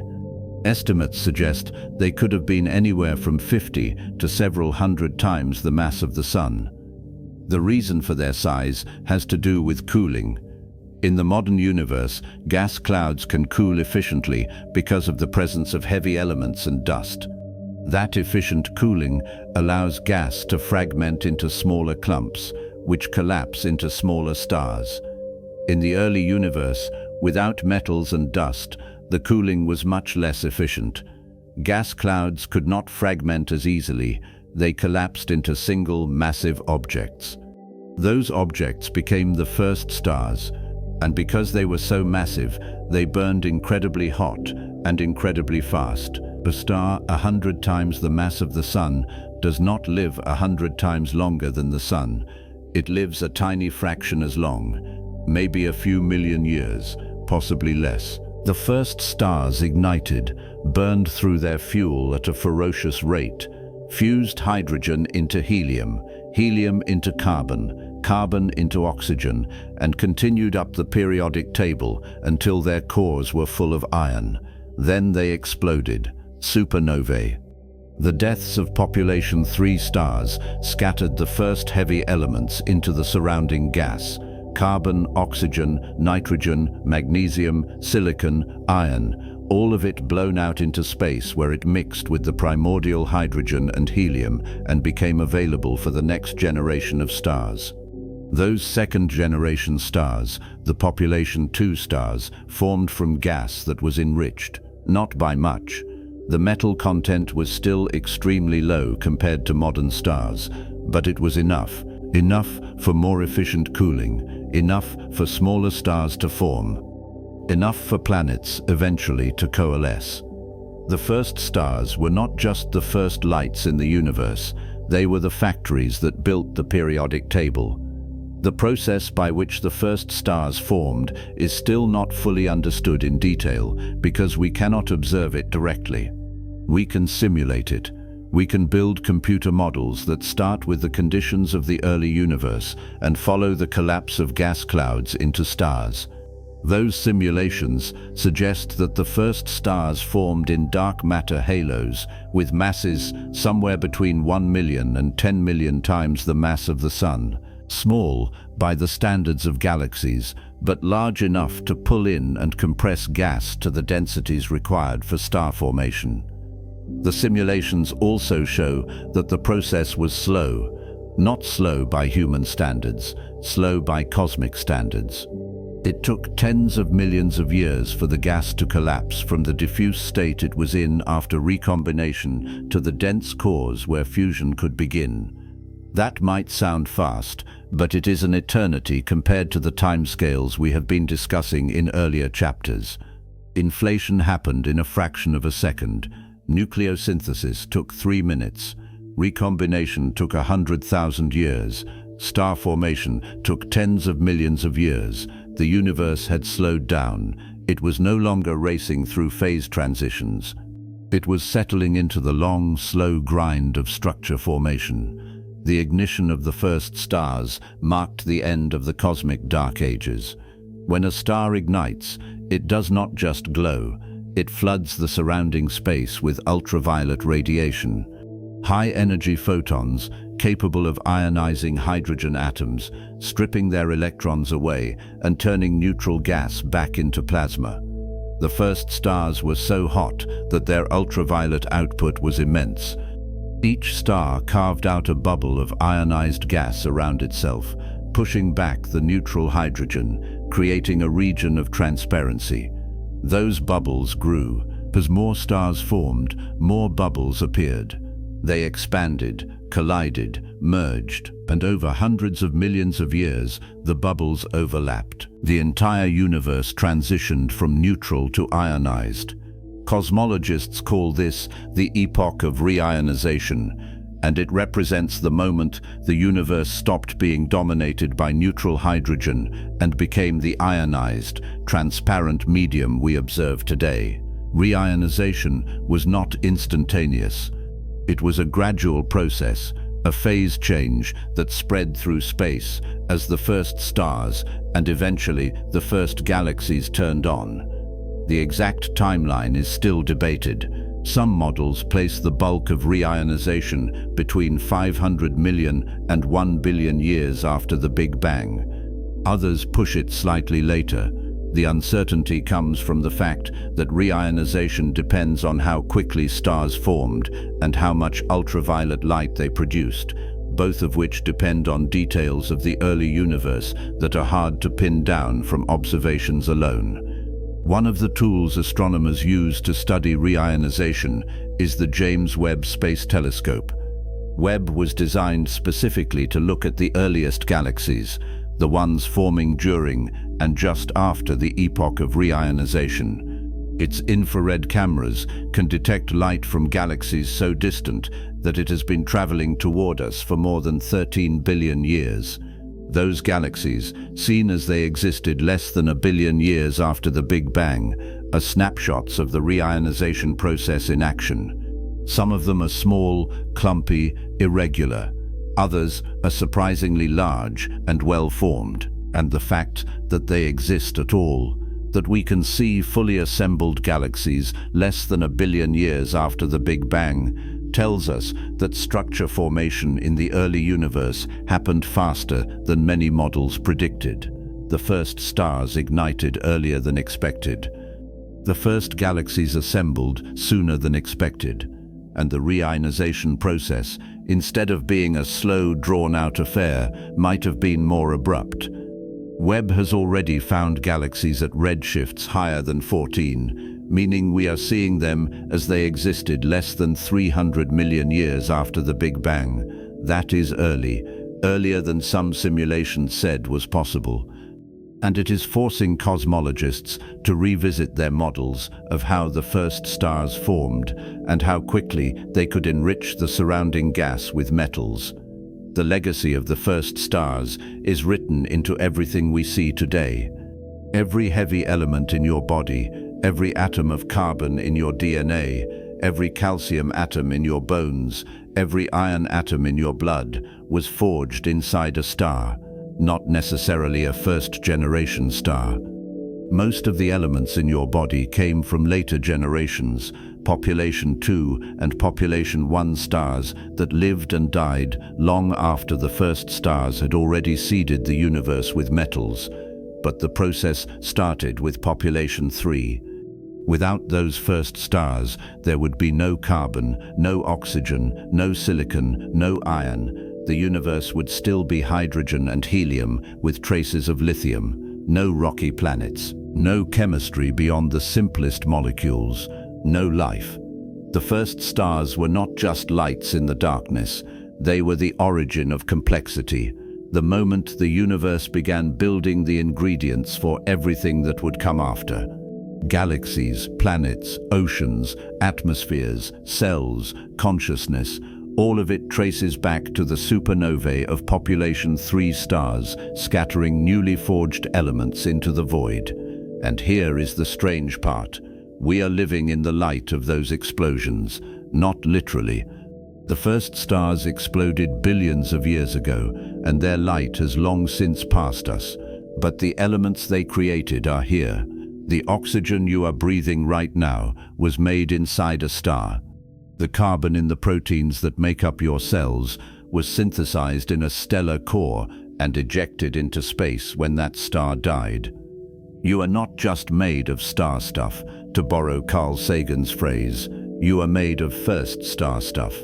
Or at least, the elements that make up your body passed through a chain of stellar generations that started with population 3. The universe spent its first few 100 million years in darkness, assembling the raw materials. Then it lit up, and once it lit up, it started building. The first stars became the first galaxies. The first galaxies merged into larger galaxies. Gas clouds enriched by supernovae collapsed into new stars, and some of those stars formed planets. On at least one of those planets, chemistry became biology. Biology became evolution. Evolution became intelligence. And intelligence eventually started looking back, trying to understand where it came from. That is where we are now. Standing on a planet made of stardust, looking out at a universe that is 13.8 billion years old, trying to reconstruct the story of how it all began. The story starts in the first second. A hot, dense state where particles had no mass, forces were unified, and space itself was expanding faster than light. Then particles gained mass, forces separated, nuclei formed, atoms assembled, molecules appeared, stars ignited. And the universe, which had been a featureless fog and then a featureless darkness, became a cosmos filled with light and structure and eventually life. That chain of events, from the Planck epoch to the first stars, is not speculation. It is reconstructed history, pieced together from observations of the cosmic microwave background, measurements of element abundances, detections of distant galaxies, laboratory experiments recreating early universe conditions, and decades of theoretical work refining the models. The story is not complete. There are gaps. The Planck epoch is still a mystery. Inflation is strongly supported, but not directly confirmed. The exact mechanism that created the matter-antimatter asymmetry is unknown. The nature of dark matter remains one of the biggest open questions in physics. But the broad strokes are clear. The universe had a beginning. It was hot, it expanded, it cooled, it built structure. And here we are, living inside that structure, trying to make sense of it. The first molecules, helium hydride and molecular hydrogen, were not dramatic. They were not visible. They were not powerful. But they were essential. Without them, the gas clouds drifting through the early universe could not have cooled efficiently. Without cooling, the gas could not collapse. Without collapse, stars could not form. And without stars, the universe would still be dark. The first molecule mattered because it started the process. It was the first step on a ladder that led from a universe of hydrogen and helium to a universe of galaxies, planets, and life. And the fact that we can now recreate that first step in a lab, That we can watch the first molecular bond form under controlled conditions and compare it to observations of the early universe is one of the stranger and more beautiful achievements of modern science. We are not just observers of the cosmos. We are participants. We are part of the story. Made of the same atoms that formed in the first 3 minutes, organized by the same forces that shaped the first stars, living on a planet that coalesced from the debris of stellar explosions, looking back at the universe that made us and asking how it all began. That question, how the universe began, is one of the oldest questions humans have ever asked. For most of history, the answer was myth. Stories of gods and creation and cosmic eggs and battles between order and chaos. Those stories were beautiful, they were meaningful, but they were not science. Science requires evidence. It requires testing. It requires predictions that can be confirmed or ruled out by observation. And over the last century, cosmology has become science. The Big Bang is not a myth. It is a model, a framework built on general relativity, quantum mechanics, particle physics, and decades of observational data. It makes predictions. Those predictions have been tested, and they hold up. The story of the first second is the story of how the universe transitioned from a state so extreme that our current physics cannot describe it to a state we can measure, model, and understand. The story of the first molecules is the story of how chemistry began. The story of the first stars is the story of how the universe lit up and started building the elements that make planets and life possible. And the story we are living now, 13.8 billion years later, is the continuation of that process. The universe is still expanding. Stars are still forming, galaxies are still merging, and on at least one small rocky planet orbiting an unremarkable star in the outer regions of an ordinary spiral galaxy. A species of primates has figured out how to measure the temperature of the cosmic microwave background, simulate the conditions of the quark-gluon plasma, detect the first molecule in distant nebulae, and piece together a coherent narrative of how it all started. That is extraordinary, not because we are special, but because the universe is comprehensible. The fact that the laws of physics are consistent across time and space, that the same quantum mechanics that governs particles in a lab also governed particles in the first microsecond after the Big Bang, that the light we detect today carries information about events that happened billions of years ago, all of that makes the universe knowable. And we have barely started knowing it. The first stars are gone. They exploded long ago, scattering their remains into the void. The first molecules, the helium hydride ions that catalyzed the formation of molecular hydrogen, decayed into other compounds within fractions of a second after forming. The first atoms, the neutral hydrogen that filled the universe after recombination, were ionized during reionization, and only some of them have since recombined into neutral form. The universe we see today is not the universe of the first second, it is the descendant of that universe, shaped by billions of years of evolution, enriched by countless generations of stars, filled with structure that took time to build. But the fingerprints of the beginning are still here. The cosmic microwave background, the relic radiation from recombination, fills the sky. The abundances of hydrogen, helium, deuterium, and lithium match the predictions of Big Bang nucleosynthesis. The large-scale structure of the universe, the distribution of galaxies and voids, matches the pattern of fluctuations imprinted during inflation. The evidence is everywhere. You just have to know how to read it. And that is what cosmology is, learning to read the evidence, learning to interpret the signals left behind by events that happened so long ago that the light from them has been traveling toward us for most of the history of the universe. The first stars have been dead for billions of years, but we can still see their descendants. The first molecules formed and decayed in an instant, but we can recreate them in labs and detect them in modern nebulae. The first second of the universe is lost to observation, hidden behind the opaque plasma that filled space before recombination. But we can calculate what happened, we can simulate it, we can test the predictions. And when the predictions match the observations, when the theory explains what we see, we can say with confidence that we understand, at least in broad strokes, how the universe began. Not perfectly, not completely. There are still mysteries, still open questions, still gaps in the theory that will take decades, maybe centuries to close. But we are closer to understanding the origin of everything than any generation in human history. And the story, as strange and counterintuitive as it is real. The universe did not always exist. It had a beginning, a moment when time itself started ticking, a transition from whatever came before, if anything came before, to the hot, dense, expanding state we call the Big Bang. And from that beginning, over 13.8 billion years, the universe built itself.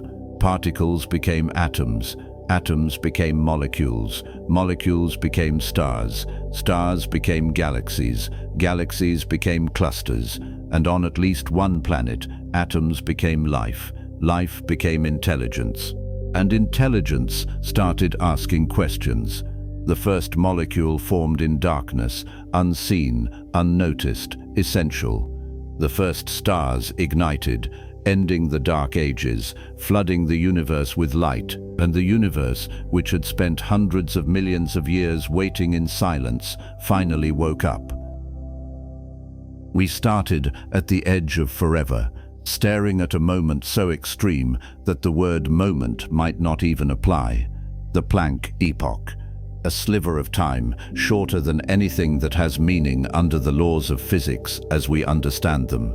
We watched the universe inflate, stretching a region smaller than a proton into something the size of a galaxy in less time than it takes light to cross an atom. We saw particles gain mass, forces split apart, quarks bind into protons and neutrons.